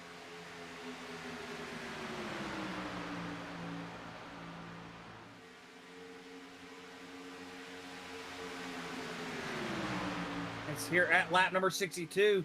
It's still going to be that 15 of Grenier out in the lead. We'll see when these drivers in that 7th position on back, Mo Abbott, John Kinder and company, are going to be able to pull up and get back to this lead pack. I mean, we're starting to get to the grind time. This is where these drivers are really going to want to get that track position. You're going to start seeing that aggression turn up here in about the next 7-8 laps. Once we get to those last 20-25 laps, you're going to see these drivers really want to start making those moves. I mean, 25 laps, you think at Talledega, oh man, that's a long time. But once you're in that race car, man, and you are in that position where you got to get caught up, you got to get up there, you want those positions, not only want them, but you need them for these playoff drivers, some of them, it's going to feel like those laps are just going by like you're at a short track, man. So head down, get in the rhythm, man, get in the draft, and let's get some race cars to the front here is what I'm saying to my driver right now at this moment.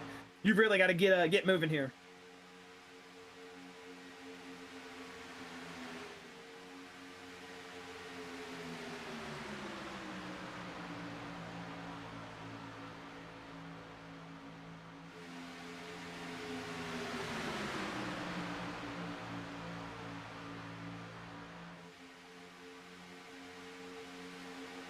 Yeah, so it looks like Brandon Robertson in that tail end of that pack, he is about a second, 0.9 back from, or Bo Abbott's a second, 0.8 back from Brandon Robertson now. So yeah, that backpack is starting to close in. They're starting to file in, get together and catch up with this backpack, because now these cars have got to catch up with this front pack, because if these guys up here battle it out, then they're going to slow. You know, they'll keep going. But if these guys back here start fighting, they're not going to ever catch those guys.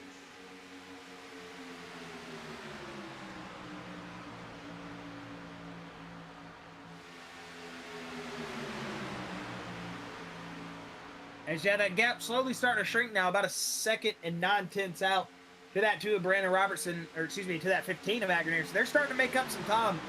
Like I said, they're going to have to get the ball rolling here. Not necessarily on the knife's edge yet, but you know, each lap goes by faster and faster, and eventually you're going to look up and it's going to be that white flag. So you know, if you're wanting to make up those positions at a track like Talledega, you're going to have to start doing it now, because it's easy to fall back here, and you want to get yourself in a rhythm with a good driver, someone you're comfortable with that you know is going to push you, and you'll push back, and you'll do what they'll go with you if you're going to go with them. So you're going to see some drivers here mixing it up here early, or not early, excuse me, a little bit later on in this race, just trying to find who they're comfortable with, try to get with their drivers, and kind of like what Color Till was doing earlier, where it looked like they were just only going to take the runs with them 3.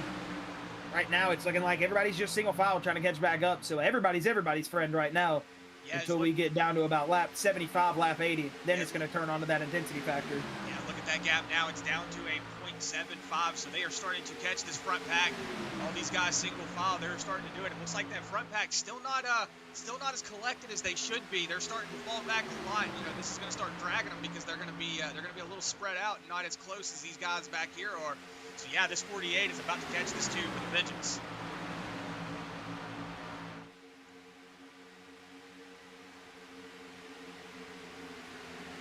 Yeah, you're starting to see that 21 of John Kinder now pull up as well, that 48. pulled up now, so that second line coming in. We'll see if that 48 of Mo Abbott tries to hop to that outside lane. I mean, we know Scott Fritz and the rest of those color teal guys like to do it. We'll see if he's going to do it. But it looks like he's going to stay in that inside lane with that 48 of, that 2 of Brandon Robertson, as that 5 of Josh Abbey, 16 of Jimmy Allen, that 6 of Tyler Johnson, and it looked like that 96 of Dylan Butler as well. Going to go ahead and move to that outside lane.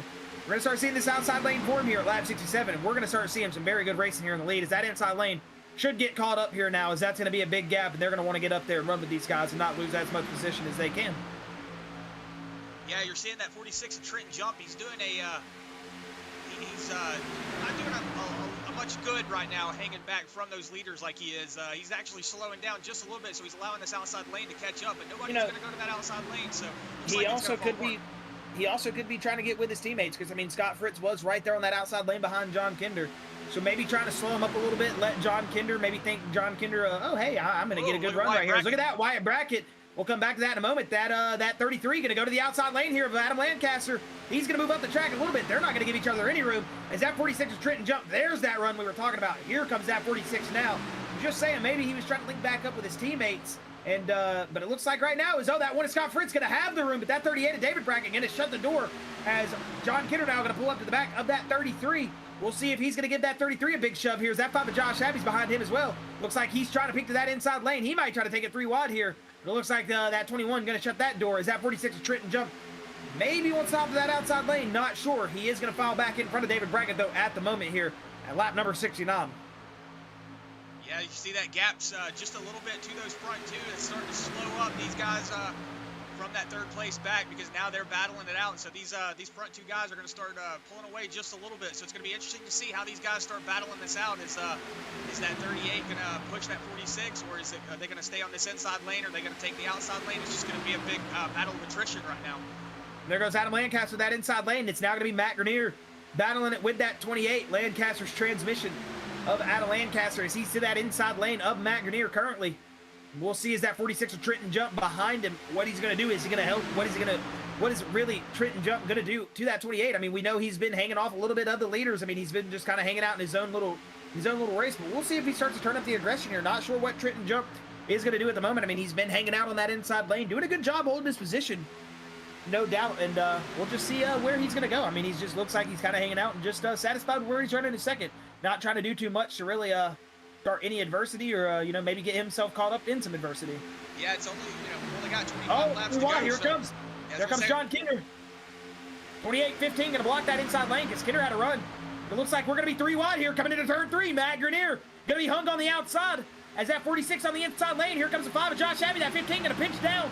Almost made a little bit of contact with that 5 as we roll out of turn number 4 to that front tri-oval, as it is going to be back to that 2 wide racing, as they filed it back out of turn number 3. But John Kinder going to move himself up in a second. Adam Lancaster to the lead. Yeah, that 5 of Josh Abbey, he is hanging out there on that outside lane, maybe hoping that the outside lane will stack up and go with him. Looks like everybody's falling off. You see John Kinder pulling up in the back bumper of that 28. So he's going to get back there and he's going to push with him. You see that 46 still hanging back just a little bit. So that's an interesting strategy that I'm seeing from the 46. Maybe, like you said, maybe he's just trying to get some track position for some teammates, so that they can run there in those 2 points. But it does look like he is holding the field up a little bit. Yeah, he might just be trailbreaking. Like we said, I mean, he's got the one at Scott Fritz right behind him. And at any moment, I'm expecting him to jump out. They might just be trying to wait for Mo Abbott to grab a position or two. Not sure where he's currently at in the field. Looks like he's sitting 11th, so he's a little bit farther back from them. I'm not sure if that's what they're waiting for, but either way, I'm expecting those color teal guys. That's what they're doing. They're just trying to check up this field a little bit, maybe get Mo Abbott, try to get him up there, as he's not that far back. We'll see if they pull out a line, though, once Mo Abbott gets up a little bit closer. Yeah, as you see, 6 is about a half a second back from that 21 of John Kinder, so he's hanging in just enough to where he can stay in the draft. He is holding that line up just a little bit, so like we were saying, maybe just a little bit of strategy going on. And you see that 48 back there behind Brandon Robinson. That 38 is giving a big old push to that 46 of Trenton Jump. I mean, and it can be that too, man, if those 2 leaders are working together really hard, and that 38 wasn't pushing that 46 as aggressively. I mean, that could be it as well. But, like we said, that 46 could be trailbreaking. But, I mean, he's holding pace. I mean, it doesn't look like he's dropping, about a mile an hour slower than what he should be. So, I mean, I don't think that 46 is necessarily doing anything wrong. I think it's just John Kinder and Adam Lancaster might be on a good run right here. And that 38 just not coming up to that 46 But when he did, you saw that gap start to shrink a little bit. We'll just see how this second little pack here is. We got a little bit of separation from that first, second, and third little pack, as it's a 2-car tango up there in the front between Adam Lancaster and John Kinder. Yeah, as you're gonna see, that's gonna spell disaster for that 46 if he lets him get away too far. As you see the 38 of David Brackett jump into that outside lane, so maybe the 46 has a little bit of damage. Maybe he's not able to keep up. I'm not really sure. So it looks like now he's getting a move. Well, he's got his teammate behind him, Scott Fritz, now. You are correct. And you see the 8 of Alex Huffman right behind him, so they're gonna just blow on by that 38. Now let's see if that 46 decides to pick up the pace and go ahead and pull up here to these leaders. Start battling it out for that lead, because it does look like they've got about a 1.5 second gap between him and that 3rd place position. So what I'm thinking is now that he's got Scott Fritz behind him, man, that's going to give this four car train right here a big run of those leaders. I mean, 4 cars definitely faster than 2. We'll see if Trenton Jump is going to get a big run, if they'll all jump to that outside lane. See if that 46 will get clear, or what's going to happen here. So it looks like they're still not fully up to speed like that 28 and 21 are. So we'll see what happens. That second pack starting to form up behind them, so they're definitely going to start moving here soon. They got a lot of race cars starting to gather up. As it sounds like we're starting to hear Kel Clifton and a couple of those guys, John Pilt and that 29 of Travis Switty, all coming down pit lane. Yes, look at that massive run. The 16 is getting on the outside lane with the 6 there behind him in tow. There is a big run coming, so maybe you're going to see that 16, that 6, 96, and that 24 start picking it up and get past the 46, maybe start running down these leaders. Yeah, they blew by him in a hurry, man. That 6, that 16 really pushing right now. They got the 96 of Dylan Butler in tow. Casey Barlow, who has been running towards the back of the field all night, and it's good to see that 24 machine, who we know has a lot of speed, man. Casey Barlow, a really good cup driver. He's up here now working his way up through the field. As you see that 46 hop to the outside lane, the 8 of Alex Huffman, as well as they're starting to try to get up there and catch these leaders, Adam Lancaster and John Kinder. Yeah, as you're currently seeing, they are coming out of turn 4. They are about 2.5 seconds. Oh, here they come down pit lane as well. Alex Huffman going to come down as well.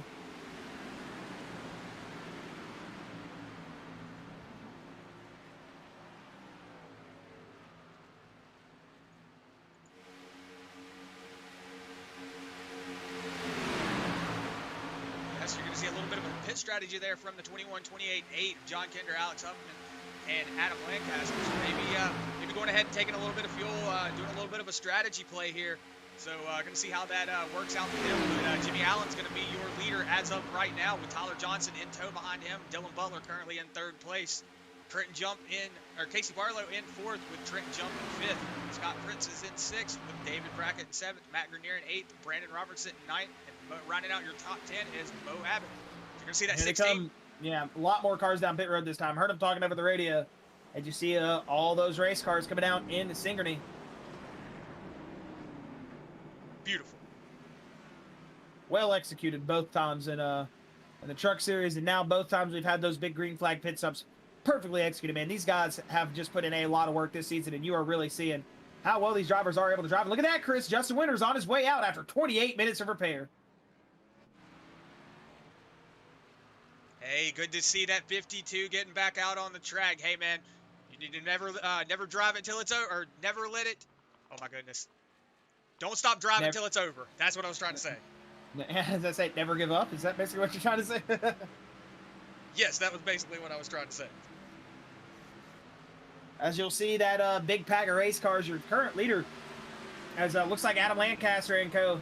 starting to cut through those guys. We'll see that pack, Alex Huffman, John Kinder, and Adam Lancaster starting to blow by these guys, as they're going to be blending back in here, as they're going to have to go to that outside lane as these cars right here blend in. They should get by all the way past David Brackett and sail up there and start catching up to that too of Brandon Robertson.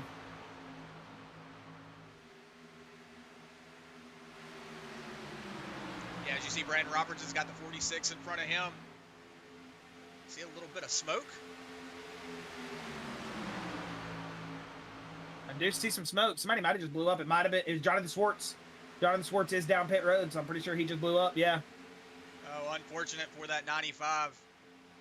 Your current points leader is going to be pretty much done with this race today.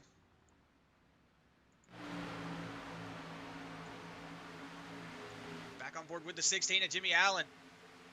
Currently sitting in that first place position with that 24 Casey Barlow, one of those drivers that got knocked out, I want to say in the round of 12. So he's currently sitting up here in that second place, though, right behind that 16 of Jimmy Allen, so maybe trying to help him get up here, get away. You see that 6 of Tyler Johnson moving to that top lane, doing a massive block up there on that 28 Adam Lancaster. That was one hell of a block.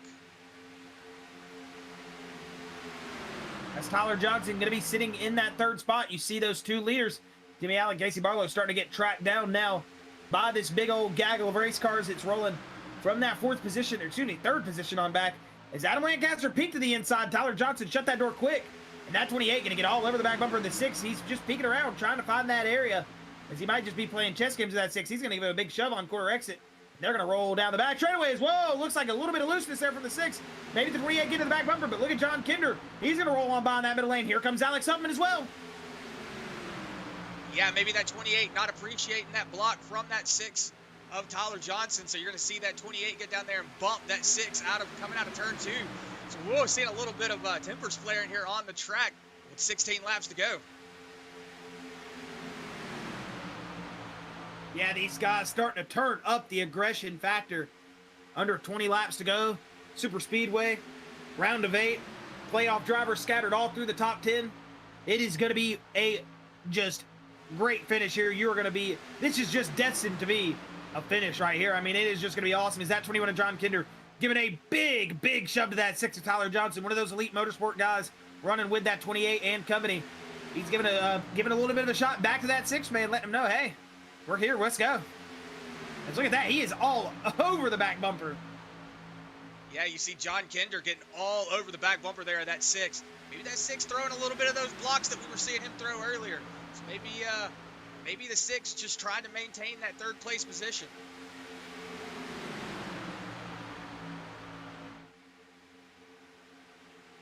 You see John Kinder's going to take that high line. Take that outside. Yeah, and he's going to get that good little door draft. He's going to get sucked up to the quarter panel here of the 6, and he's got the 28 and the 8 in tow. So these three guys that are working together here are all going to be running high on that outside lane. The 6 of Tyler Johnson did pull up to try to throw the block, but they were already there, so they are going to get on by for the moment as they run down the back straightaway. That 6 kind of hung out. I mean, he's got the 46 a couple cars back, but that 6 pulling up the track, he is really trying to pinch him up at that wall, but that 28 and that 21 at least going to get by that 8.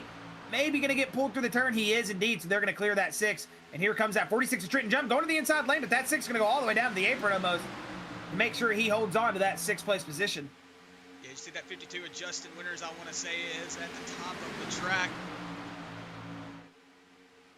Good to see him, like I said, out here on the track tonight, even though he had that adversity early on. As you see that 24 getting a little checked up, that's going to let the 21 get a massive run up to the 16. Yeah, it's going to be John Kinder now going at that 16 of Jimmy Allen. And Jimmy Allen would love to pick up a win here tonight. That'd be great for his round of 8 as he is currently sitting in 2nd place, only 3 points behind Jonathan Schwartz, who's not in the race. So this could be a big jump for Jimmy Allen to put him in the points lead tonight, even with a good finish. I mean, he should be able to take the points lead, but Jimmy Allen would love to grab a win here at Talledega, I'm sure. Yeah, look at that. The 28 actually lost the 21's draft, and look at how far he just fell back just because he didn't have that draft. Whoa, as you see the 21 getting all over the back bumper, and Jimmy Allen pushing him out of the way. He's going to actually make a pass here going into coming out of turn 4 into the first stretch, and John Kinder's going to take the lead off of a massive bump with 12 laps to go. John Kinder is on the loud pedal, and he is saying, get out of my way. I am going out here, and I'm going to grab this dub at Talledega, or I'm going to bring one of my boys with me. As you'll see this pass for the lead here one more time as that 21 gums up to the back bumper. And no, that 16 just moved. He didn't bump him, Chris. See, that 16 wanted to be back in the position of the 21 now. You always want to be that second car on the last lap, man. Maybe he's just already trying to set himself up for the next, for what's coming up in these next 13 laps, 12 laps. Yeah, you are correct. It did look like he got a massive shove, so I do apologize about that. Got all excited for nothing.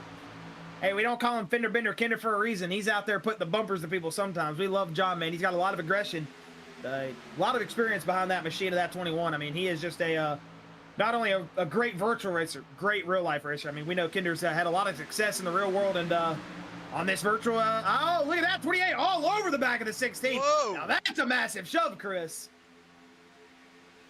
Yeah, you are correct. That 28 just put the bumper to that 16. You're seeing the aggression coming out now. Maybe that 28's trying to go. Yeah, race control just came over. Told him, do not bump in the corners, but we'll see what these guys are going to do.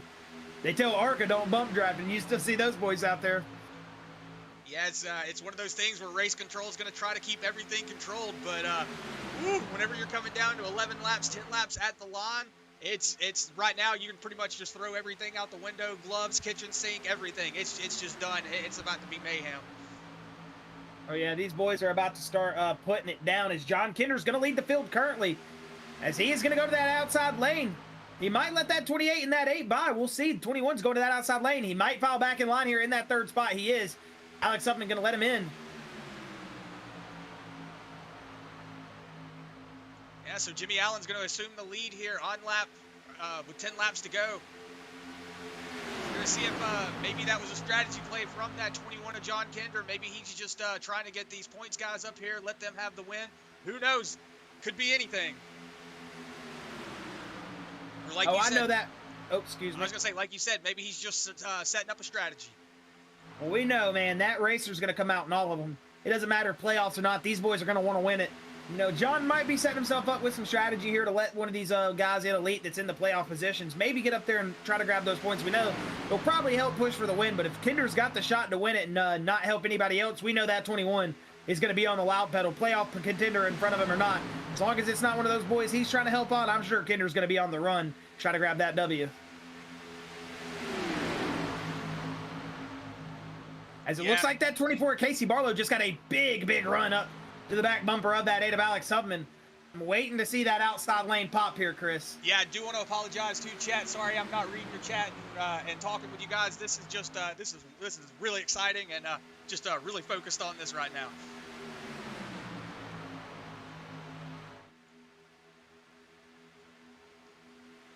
Yeah, good to have you in the chat, Connor Cunningham. Good to have you talking. Yeah, the pack needs to drag the brakes slightly to reel them in quickly. Yes, sir. And the call should have been 2 tires and fill up to save time. Yeah, it's probably what did happen. A lot of these drivers did come down, only have 8 to 10 second pit penalties or pit times. So yeah, maybe a little bit of a strategy there. As see a lot of guys in the YouTube chat as well. Good to have you guys here. Sarah Mays, I love you still being here, even rooting on Huffy. You got Jose Barroso. Go Frankie. Good to have you here. Achy Breaky. Let's go jump. Good to have you here as well too, man. Yeah, big shout out to the fans, man. We still appreciate you guys being here. 7 laps to go this time by. So you better take those gloves off. Get those elbows out. Get up on that wheel, driver. You better hope you're sitting comfortable in that seat because we are about to hit that danger zone. 7 to go this time by here at Talledega. Yeah, it's going to be interesting to see who's going to be able to make a move. You got Frankie Barroso currently sitting in that 13th position, so maybe he's got a strategy play, going to have to make up a little bit of room here. You've got Alex Huffman, which is currently sitting in that 4th position, so he is sitting in that currently tied with. Oh, look at that outside lane popping out. Yeah. As Casey Barlow, Brandon Robertson, and that is David Brackett, going to go to that outside lane. 3 cars compared to the big inside lane we got here. We'll see if they're able to make it work here. A little bit of a gap between that 28 and the 16, as that 28 is all over the back bumper of Jimmy Allen. He is wanting to go. It looks like that 28 of Adam Lancaster maybe want to grab that win for himself here tonight. He looks like he wants to pick up that W because he is pushing. Yeah, you see that 28 all over the back bumper, that 16. Good to see him still pushing. You see that top lane, though. Casey Barlow's got that 2 and that 38 right behind him. So and here comes our 3 cars. Casey Barlow should go to the lead here, Chris. This is a big run coming from those 3 cars in that outside lane. It's down the back straightaway. They should get a good run. They're going to file into the inside lane here, but would not be surprised once they get that suck up to that back bumper. They're going to jump out right here, as it looks like. Will they? Will they? Let's see. Looks like they might be fine with this right here at the moment. We'll see if that 24 and 2 jump out here soon, though.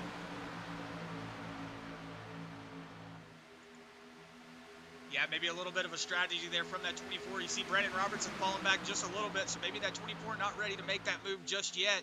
But you got John Kinder back there. You know he's a fast car, so you're going to watch for him to take that outside lane.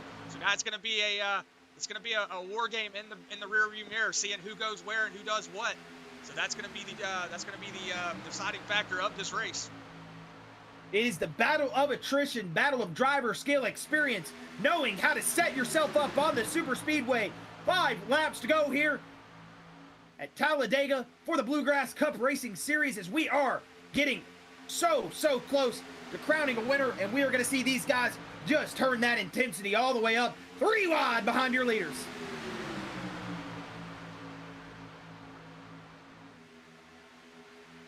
Whoa, you see that 48 getting up into the wall just a little bit. Whoa, it's the 48 leaning down on the 90, or the 96 was washing up the track just a little bit. Look at David Brackett, man. That 38, he's got a run here at Talledega. Yeah, David Brackett, a name that we don't get to talk about a lot. Currently sitting in the 4th place position right behind that 24, Casey Barlow. Good to see him up here. Currently up 10 positions, but Casey Barlow up 23 positions right now. So Casey Barlow has moved up a lot. Whoa, look at that. 3 wide back there. That 96 is falling back. Dylan Butler just on that outside lane, just going to go ahead and tuck it back in. See that 52 of Justin Winters just hanging on to that back end of the draft. Man, we have shuffling all over to the field. The 2 of Brandon Robertson. Big shove to the 38 of David Brackett as they're going to roll that outside lane, those 2 cars.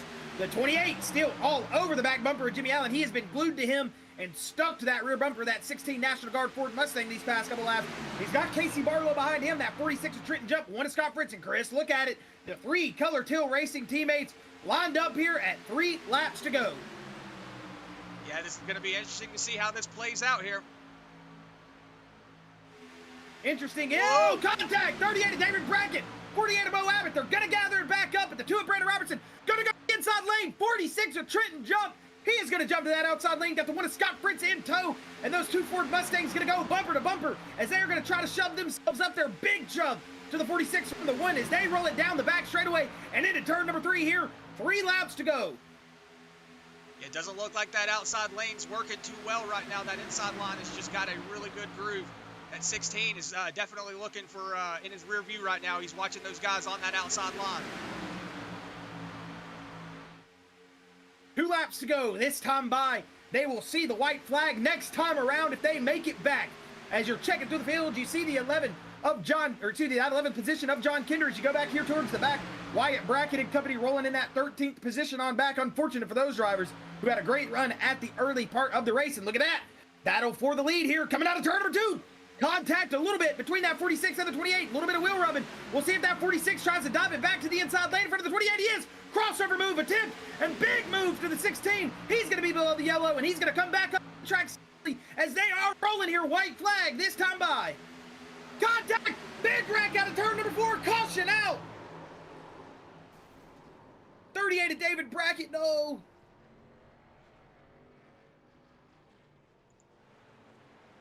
Caution is out here at lap number 93. That is going to take us to a green-white checkered finish, as it's going to be contact between the 6 of Tyler Johnson, the 2 of Brandon Robertson, that's going to bring this caution out, and then that's going to collect the 38 of David Brackett as well. Could have been a lot worse for those drivers towards the back of the pack. We'll see what happened here as we roll into turn number 3 from that onboard view of David Brackett. You're going to be looking up in front. You see that 6 of Tyler Johnson in the middle, 3 wide, and he just got a little bit down there on that lane. They were all really tight right there. That almost would have never worked. And you see the contact, 38 of David Brackett, just know where to go. Yeah, especially on a track like this, whenever you're foot to the floor racing, yeah, you really have no room, especially when you have a car on your inside like that. David Brackett just nowhere to go there.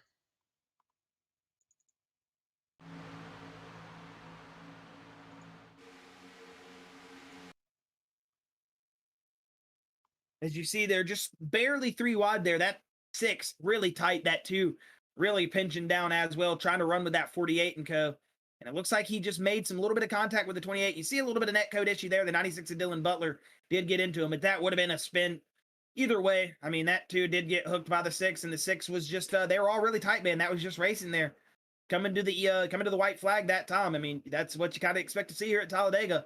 Just look at that. Look at that. The 21 of John Kinder able to get on the apron to get past the 52 of Justin Winters. Even though he's not racing for any positions at the moment, he was able to get by cleanly, and we'll see. Looks like the 38 of David Brackett did swing in front of him, but looks like he did pass. And look at that, Chris. Everybody's going to be down pit road this time.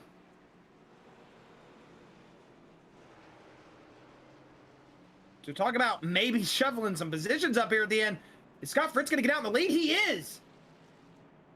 That's giving it to Jimmy Allen, or is that just because Jimmy Allen's out in the lead? I'm sorry about that. Yeah, that is true. There it goes. Scott Yeah, Fritz. Scott Fritz did come out front. Yeah, so Scott Fritz, that number 1 is going to be in that number 1 position. I know if my dad was awake right now and watching the stream, he would probably be in the other room screaming right now for Scott Fritz. So I'm doing it for him. Go Scott Fritz. That's what my dad would be saying.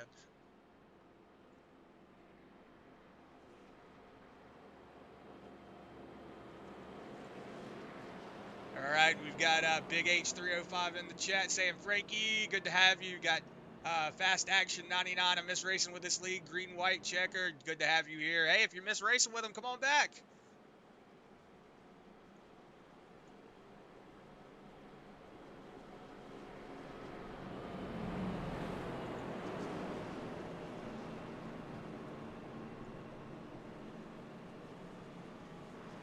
So we're seeing some very interesting position changes in the field, Chris. So we're going to re-rack these drivers here in a moment. They're going to run a green, white, and checkered scenario. So it's going to be interesting, man. This is about to be a fun restart. This is where you see all the intensity. You thought coming to the white flag was going to be bad. When you get to those overtimes, the aggression levels seem to just crank up by tenfolds. I mean, it is going to be fun. It's going to be interesting to see all these drivers really battle it out here at this restart.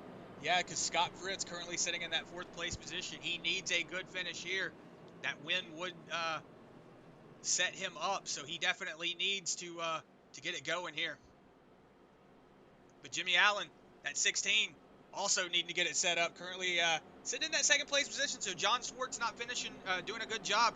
That's gonna set that 16 in a really good spot going into this next race. But Trenton Jump also, that 46 is sitting in that 3rd place.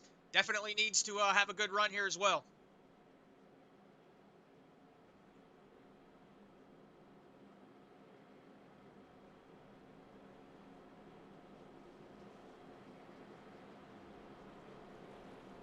Yeah, but currently right now, your 5th and your drivers tied for 5th place would be Alex Huffman and Wyatt Brackett. So Alex Huffman currently sitting in the 7th position. He's sitting in a good position right now for the win. And you've also got who is tied with him, which is Wyatt Brackett, currently sitting in that 12th position. Then you've got that 7th place, Matt Grenier, currently sitting in 11th place. And then your last one in, which would be Frankie Barroso, currently sitting in 8th. Is going to be sitting in the 10th position right ahead of him. So a lot of these drivers in that top 10 need to get it done.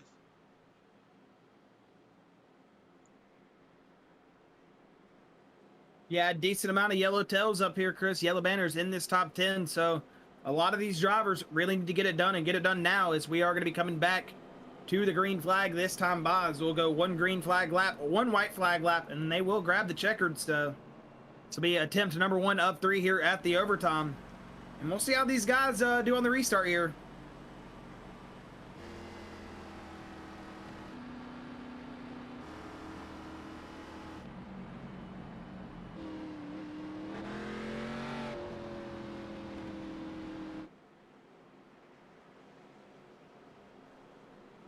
Just want to go ahead and give a big shout out to the Facebook and YouTube though.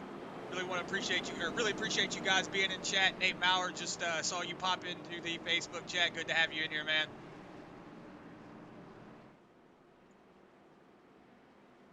Yeah, hopefully you guys are enjoying this show as much as me and Chris are. This is a good Talledega race. This has just been a awesome show from the start, and now here getting close to the ending stage here. I'm not going to say the finish, so we've got 3 attempts at this, and if we have to use all of them, we dang sure will. You best believe it. That iRacing pace car, he's going to pull off the racetrack at the moment. And it's going to be that one of Scott Fritz, that 16 of Jimmy Allen. A little bit out of sorts in that outside lane. They need to get called up here at the moment. But like we were saying earlier, got a second before you get to the restart zone here, is those guys are definitely packed up now. We're going to see a good finish here. As coming through the tri-oval, Scott Fritz going to get a good jump. And they are going to be back to green flag racing. Yeah, it looks like that one got a really good jump going out there. Back out.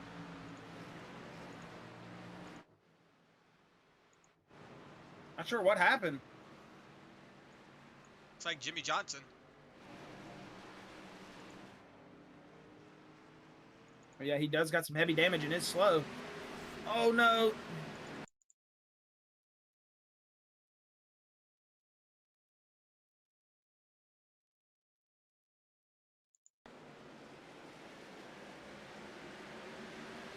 Looks like he got down into... Looks like he just got down into the... to the 13 of Brian Terry there just a little bit. Looks like that that inside lane maybe checked up just a little bit. Brian Terry drifted up. Maybe the 53 just didn't see him there. Just got into that corner panel, gonna bump him into the wall. Today everybody was able to make it through it. So we'll go to another green, white, checkered.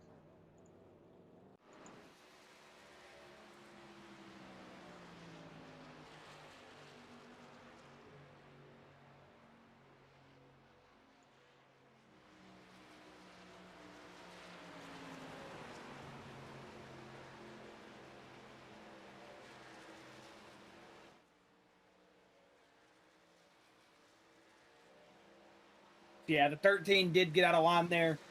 Coming to the green there, and he did get up into that 53. It looked like the 53 was maintaining his lane in that outside line, and the 13 just a little bit out of sorts. Coming to the green there, just washed up the track a little bit, did make contact with the 53, and that just got him all out of sorts.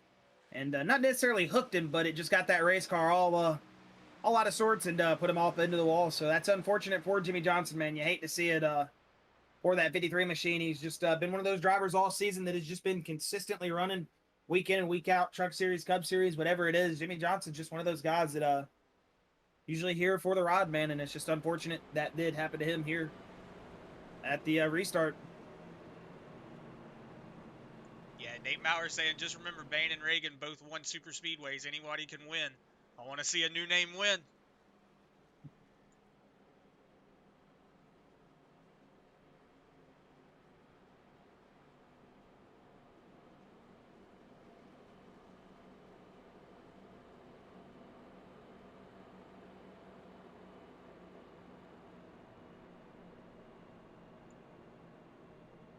As, man, we are going to overtime attempt number 2. And these playoff contenders, man, right now, they are probably just thinking, man, I want to get this thing over with, and I want to be the one to win it. I mean, that's what's going through every single one of their heads right now. They are all in that spot. I mean, anywhere from about 1st to 10th on back is thinking, hey, I still got an opportunity at this. I mean, you might be thinking 10th place. Hey, it's Talledega, man. One big checkup, one right run, you can move to the field, and it's gonna be a fun finish right here. I mean, you've got Trenton Jump. I mean, you got Scott Fritz, Jimmy Allen. I mean, you've got a lot of guys just in the top 3. I mean, you've got 3 playoff contenders, so it's gonna get dicey at the end, Chris. It's only gonna spice up from here. Yeah, I'm ready for this finish. This was something that we were looking forward to all week long. Whenever they said, hey, we're racing at Talledega, we were like, oh yes. We knew it was going to be interesting. We knew with this draft package that these Cup cars have that was going to be a lot of pack racing, and it has been really good racing going on so far today.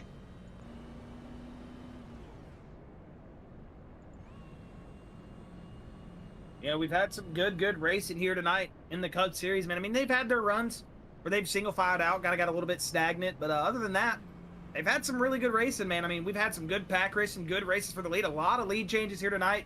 Not just one car dominating, multiple cars dominating, multiple manufacturers, multiple teams really working together, really pushing the limits that they can to get their teammate, get their driver that they want to see up there in the points. Getting them up there is we're going to be looking forward to a lot of these drivers to try to come to the field, man. We know we got a lot of fast drivers out there. Like I said, watching in practice earlier, saw a bunch of different drivers that were just showing a lot of speed that haven't really been up there running in the front so far. We'll see if they pick it up here at the end and really just lay it all on the line here. And you know what they say, it's just throwing in the kitchen sink at this point. You got to give it your all here at Talledega. You see Tyler Johnson riding around in his underwear.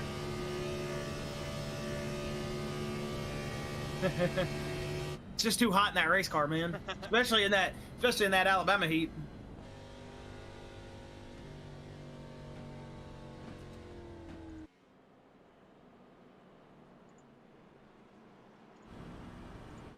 Uh-oh. Uh-oh. It's about to get hairy. Base lights went off, and Trenton Jump just put the do it for Dell copy paste in there 2 times. We're about to do it. We're about to lick the stamp and send it, boys.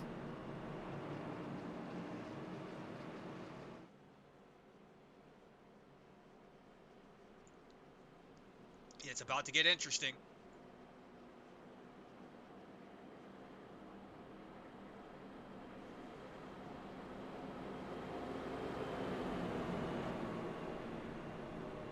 We have got a lot of drivers up there that I could just say this guy is going to be the one to win it.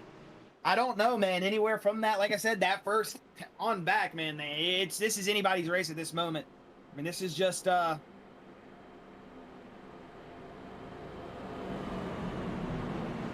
it's gonna be a fun little finish right here.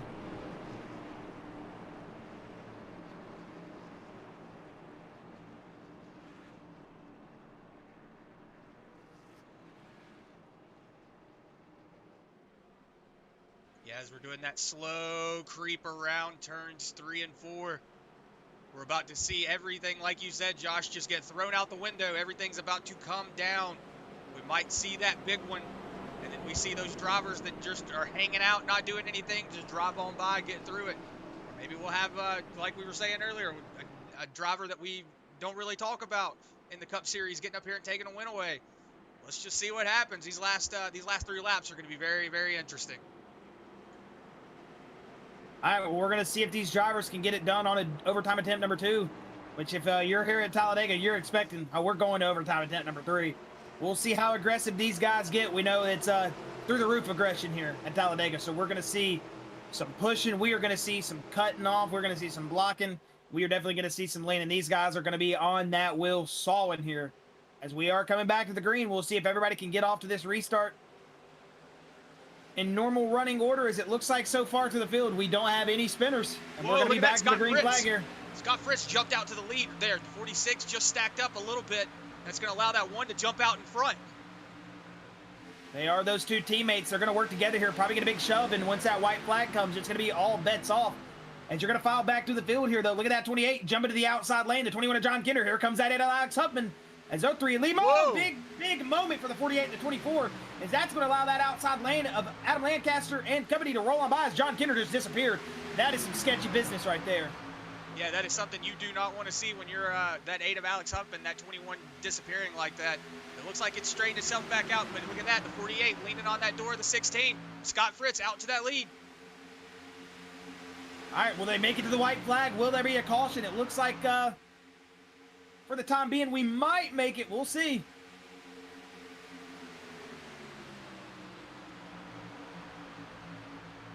As the white flag is going to be out this time by.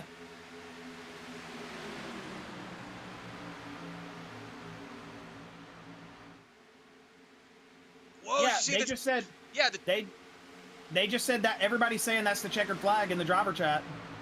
That was supposed to be the white flag, wasn't it? Yeah, that was supposed to be the white flag. Wait, so that was the checkered? Yeah, I'm seeing on the screen it says race finish. Race over, yeah. Okay, so the one of Scott Jason Fritz. Wait, no. Everybody's saying we ran out of session time. Are they going to just score it as this?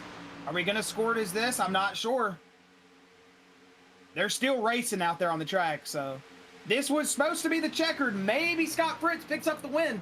I mean, he picked up the original win. He's going to grab the checkered right there. It said the session time did run out, though, right before they grabbed the checkered.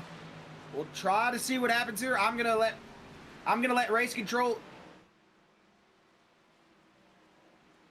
Yeah, I'm confused.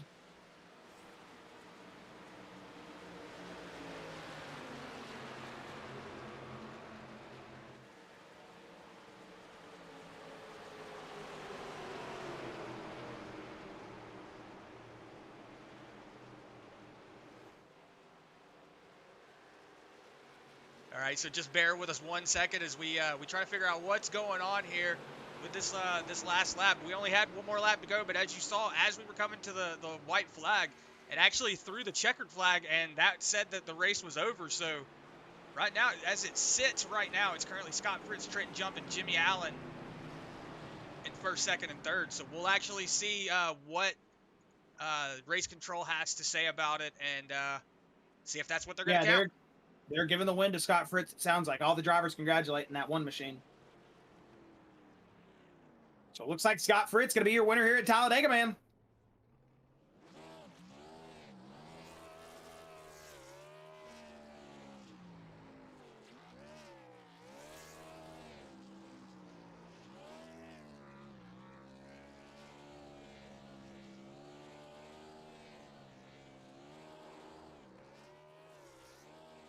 So that number one Mac Tools of Scott Fritz, he's going to burn it down as he's going to pick up the win here at Talledega.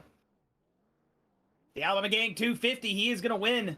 Scott Fritz in that Ford Mustang, the Color Till Racing, going to line up first and second.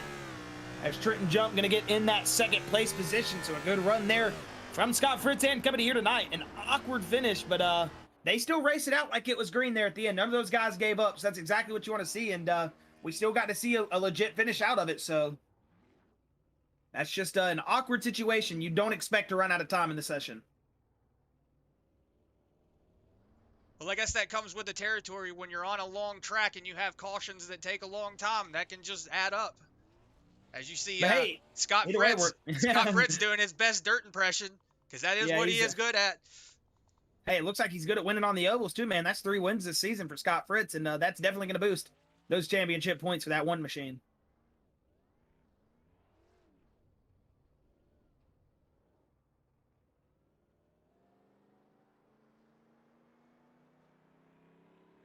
All right, as we're going to go ahead and go through your post-race results here at the Alabama Gang 250 here at Talledega Super Speedway. It's going to be that number one Mac Tools Ford Mustang of Scott Fritz taking the win here tonight with that number 46 machine of, as you see, Scott Fritz doing that Alan Kowicki Polish victory lap around the racetrack, waving to the fans as that 46 of Trenton Jump going to take that second place position.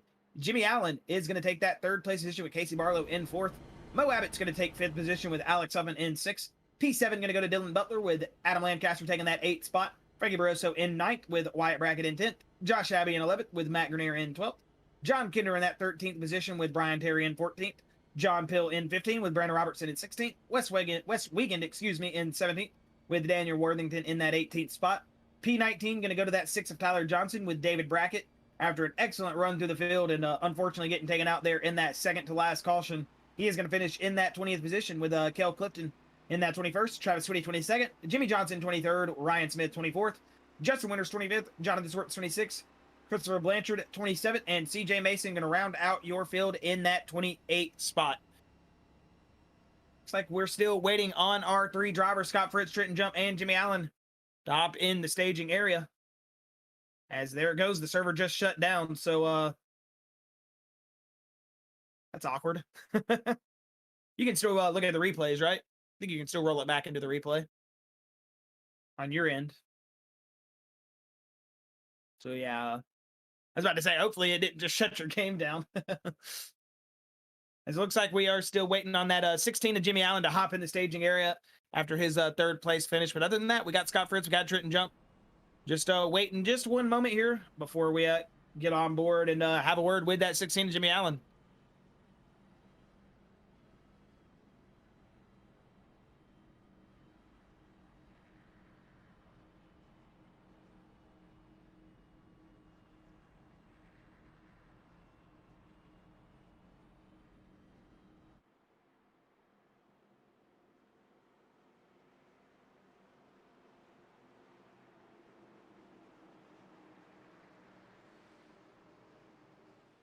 So we saw a good race there at the finish, Chris. I mean, a lot of these points now going to be mixed up. Jon Schwartz not able to finish here tonight after early contact. I mean, Scott Fritz picking up the win.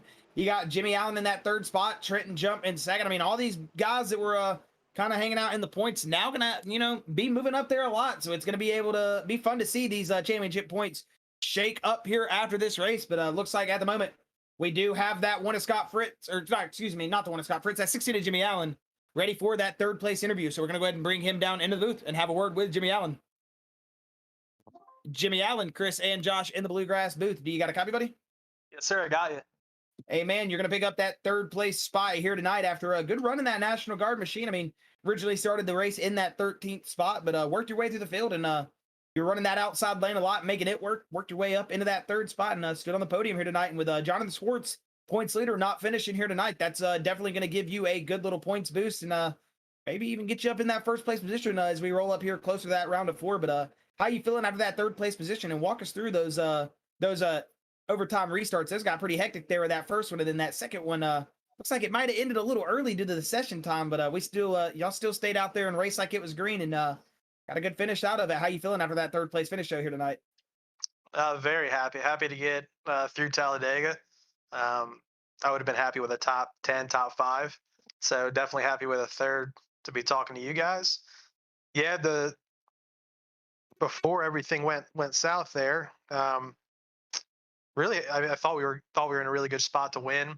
And even after that second green white checkered, coming off of turn 2, me and my teammates had a huge run, and unfortunately the race, I guess, ended, but we were still racing back to green and my teammate ran out of gas. So that killed the momentum there, but again, almost relieved to finish third and not get into any type of trouble. Yeah, man, you kept that nose clean all night. You had a good run in that 16 machine, and you walked away here in the opening round of the round of 8 with a third place position finish. And Jonathan Schwartz, unfortunately for him, had a bad night. That's gonna help your run in the championship. As much as it sounds weird to say it that way, it's still, I mean, it's racing, man, and that's gonna help you out a lot. And it's gonna be fun to watch that 16 machine come in next week and see what you got in store for us. But hey, Jimmy, before we let you go tonight, man, do you got any final words, final thoughts, or final shout outs before we let you go? Yeah, as always, thank you guys. Thanks to Jason. I got to shout out my teammates. Really, this race epitomizes what we've done all year, just working together.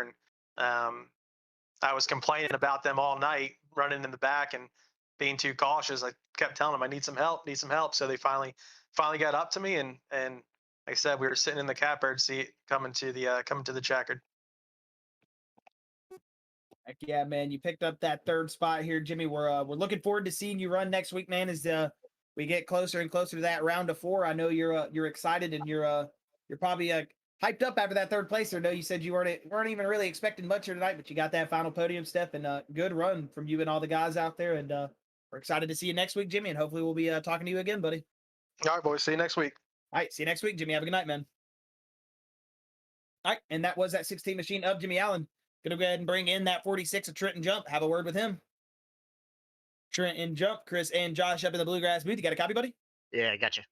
Hey, man, you finished second place right behind that Color Till teammate of Scott's, Fritz, and you're working all night with that 48 Mo Abbott, him, and yourself as well. Y'all are basically just that 3-car train, man. It seemed like every time somebody was split between y'all were just making that move, dive bombing, going around him, crossing them over. It was fun to watch you guys cut yourself through the field, and you picked yourself up that second place position here tonight. Got your teammate up there in that first spot. One, how you feeling after tonight? And number 2, how does it feel being on that podium step? I mean, it's just good to be back talking to you guys, really. No, it's always nerve-wracking play racing, especially when you're in a tight position with playoffs and whatnot. But now we didn't do too hot in the stage, but I think we kind of knew long-term what we needed to do, and we tried some things early that didn't really work, and we tried them again later, and they ended up working really, really well. And I think before the first green white checkered, had it not came out, I think it'd have been 180 degrees on how it would have finished. But regardless, it's still good when you get to work with your teammates and everything works how it's supposed to. So Yeah, well, Trenton, man, we saw some points finishers here tonight, and not necessarily do the greatest. First place, we were talking about it just a second ago with Jimmy Allen. Bring it up to you. Like Jonathan Schwartz wasn't able to finish here tonight, unfortunately, and that's going to be a big shakeup in the points. You finish in second, Scott finished in first. It's gonna really net y'all up there closer as we roll into next week's race, and hopefully that's getting y'all closer and closer to what y'all need to get into that round of 4, man. And we know it's getting tighter and tighter, and it's harder to keep that head down without that little mental game in the back of your head. But you guys are looking solid out there and had a really good run here at Talledega. Fun watching you guys cut through the field, and enjoyed every second of it. But hey, again, congratulations, Trenton. You got any final words, final thoughts, or anything before we let you go here tonight? yeah, no, I was just doing all I could just to help Scott get in. Now he's locked in to go down to Phoenix. So next step is I'm the only one left on the team to get in. So we're gonna try to get me in next week. But I just thank you guys for broadcasting this. Fearless leader, Jason Collins, for putting this on, and Justin at that Color Teal Designs for painting this car that always just looks so beautiful out front. Well, heck yeah, man. It was good to see you back up here in the booth, Trenton. Always a pleasure to have a word with you, and we love watching you behind the wheel every night, and hopefully we'll be able to see you net yourself into that round of 4 next week. But other than that, I think this is going to be all for us here tonight. And again, enjoy the rest of your night, and congratulations on that second place, buddy. Yeah, you too. Speak to you guys soon. All right, and that was your second place finisher, Trenton Jump. Now going to go ahead and have a word with your winner, Scott Fritz. Scott Fritz, Chris, and Josh in the Bluegrass booth. Do you got a copy, buddy? Yeah, I got you. Heck yeah, man. You picked up that first place position here tonight. You qualified on the pole, and then you finished there on the last lap, man. You had an awesome run. Like I was just talking to Trenton, you and all the Color Teal guys really working together. It was just an awesome, experience watching you guys cut through the field, taking it 3 wide, crossing over people with the 3 cars. It was an awesome run from you guys all. And you picked up the win here tonight. Definitely a good lock in there for you now to go into Phoenix. And we know that one machine was bad fast, and you got it out there into that first spot where it belonged here tonight. How you feeling after picking up that win? And walk us through that last overtime finish, because it was a little bit hectic, but you still picked up that win tonight. Oh, it feels awesome. I think I'm more happy I finally got to do a burnout. I ran out of fuel at Daytona after crossing the lines. I didn't get to do a burnout there, and then Bristol, of course, was on dirt, so not really a burnout there. But yeah, we kind of fell back there a little bit, didn't get stage points, and I was a little worried about that, and I didn't really have the help I needed. And then we finally, 3 teammates, we finally got locked together there, and me and Trenton were really there even before the last caution. We thought we were working pretty good there, and we were picking them off one by one, getting to people's quarters and just picking them off, and we thought we were in a really good spot. And then that caution came out, and then definitely qualifying first, the number 1 pit stall helped out a lot because we were able to get off pit road there on first. And then me and Trenton worked really well there together to keep them behind us, and the plan worked out. We finished 1-2, and Mo came home with the top 5 too, so it all worked out. And like we were pointing out to the other drivers that finished on the podium tonight, it's going to be a big boost for you guys in the points, and especially for you locking yourself in now to that round of 4 with that win here tonight. I mean, it's going to be just now Trenton on that outside bubble, so it's going to be fun to see if 2 of you guys get up there in the finish. That'd be an awesome championship race with 2 teammates battling it out. But either way, Scott, you picked up that win here tonight, man, and it was an awesome job by you in a minute. And I think Chris has a word he wants to say to you right quick. Yeah, I was just getting word from my dad, Scott. He is your number 1 fan, and he had both arms up with "Woohoo! I'm proud of you." So I didn't want to scream like he did, but he said "Woohoo! I'm proud of you." So just letting you know, man, my dad said he's proud of you. Yeah, thank you. Yeah, but yeah, it's definitely good to lock ourselves into Phoenix. Don't have to worry about Martinsville, especially just getting a little worried there. Didn't get any stage points. We're sitting around the cut line, but yeah, so also we can start practicing for Phoenix, but I still want Martinsville bad. That one, I probably wanted that race worse than any other race this season, just because last season led like the last 100 laps and then got wrecked going into 1 on the last lap. So we're still going to practice for Martinsville and go and try and win that one too, but we're going to try and see if we can get Trenton into the Final 4 here too, so we can race it out at Phoenix. But overall, good night. Heck yeah, man. Well, hey, Scott, before we let you go here tonight, man, if you've got any final words, final thoughts, or shout outs before we let you go, you can go ahead and throw them out there, and we'll let you get on your way, man. Yeah, I just want to thank everyone. First off, my teammates tonight. We worked great together at the end, get us in position to win this race. And so thank Trenton and Mo, and Color Teal, and then thank all my guys at T-Berry Motorsports on the dirt side of things, and they do a lot for us. And 605 Racing and Tire Solutions, Wrath Racing, ATV, Mac Tools, Speedworks, and then of course you guys in the booth always, and then of course Jason for putting all this on. He does a lot of things behind the scenes to get this ready every night. But overall, great night, and I thank your dad for all the support. He's always cheering me on. But we're ready to go to Phoenix. Heck yeah, man. We'll be seeing you next week at Martinsville, and definitely seeing you at Phoenix now, Scott. Again, congratulations on locking yourself in, man, and hats off to you here at Talledega, man. We know it's a tough one to get it done at, and definitely go celebrate tonight, buddy. You deserved it after that big win here. Yep, thank you. All right, thank you, Scott. Have a good rest of your night. We'll be seeing you next week, man. Yep, you too. All right, and that was Scott Fritz, your winner. We'll Chris, I think that's pretty much going to wrap it up from everything that we have up here in the booth. Do you have any final words before we let the fans go here tonight? Hey, just another great race from these Bluegrass guys. Always love to sit here every Tuesday and Wednesday night. It's become more of a hobby than anything. I love to sit down here and watch these guys race. It's like watching people win. Like I secretly pull for everybody in the league. I just want y'all to know that I pull for everyone equally. So it's good to see people that I talk to and everything. Get up here and win, and it's just it's a lot of fun, and I just want to thank Jason for like every night that we say, letting us have the opportunity to come on here, call these races, do this. It really gives us an opportunity to have a lot of fun, and we couldn't do it without you guys. So again, all the Bluegrass guys, truck guys, all the people on Facebook, YouTube, really appreciate all y'all for coming out here and checking out these races and listening to me and Josh sit here and yabber on about racing. But hey, it's always a lot of fun. We couldn't do it without you guys.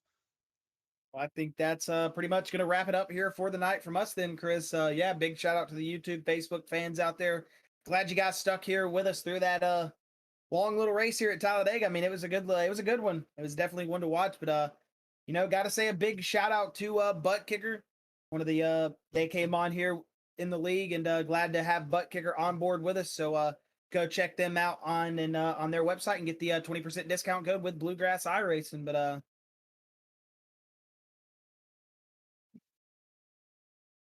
okay, sorry about that. Chris was saying something in my ear. I do apologize about that. He was just giving me some information. But yeah, we're just waiting right quick to make sure we're not gonna. Jason wasn't gonna come over with the points. Sometimes we know he doesn't have the points completely ready. We'll just see for just one moment to see if we can go ahead and let you hear those points. But if not, they will be posted on that Facebook page. If not, so just give us one moment and we will let you know if we're wrapping this thing up or not. But yeah, be sure to check in next week for Martinsville Tuesday. It'll be Truck Series and Cup Series there. Tuesday night, 9 p.m. for the trucks. Wednesday night, 9 p.m. for the Cup Series. We'll be at Martinsville, and that'll be the final round of the round of 8. You saw Scott Fritz definitely lock himself in here tonight. Now, it's going to be fun to see those drivers that are going to be on the cut line. We only can take 4, so it's going to be a big battle. You got 8 drivers all going for that one spot. It's going to be fun to see who makes their presence known. I mean, it's Martinsville, so there's definitely going to be some leaning, there's going to be some beating, there's going to be some banging, and you're definitely not going to want to miss the truck and or Cup Series race. I mean, both of these races here at Talledega are awesome, but it looks like we are going to go ahead and sign off here for the night. But either way, big shout out to all the Bluegrass guys. Big shout out to the YouTube and Facebook. If you're on that YouTube channel, hit the subscribe button, turn on that notification bell so you know when we go live all times. And if you're on Facebook, hit that like button so you know as well we go live. And again, thank you for being here. Big shout out to Buttkicker, big shout out to Bluegrass, and we'll be seeing you next weekend at Martinsville. This will be Chris and Josh Kiwi signing off. Good night, and we will see you next week, folks.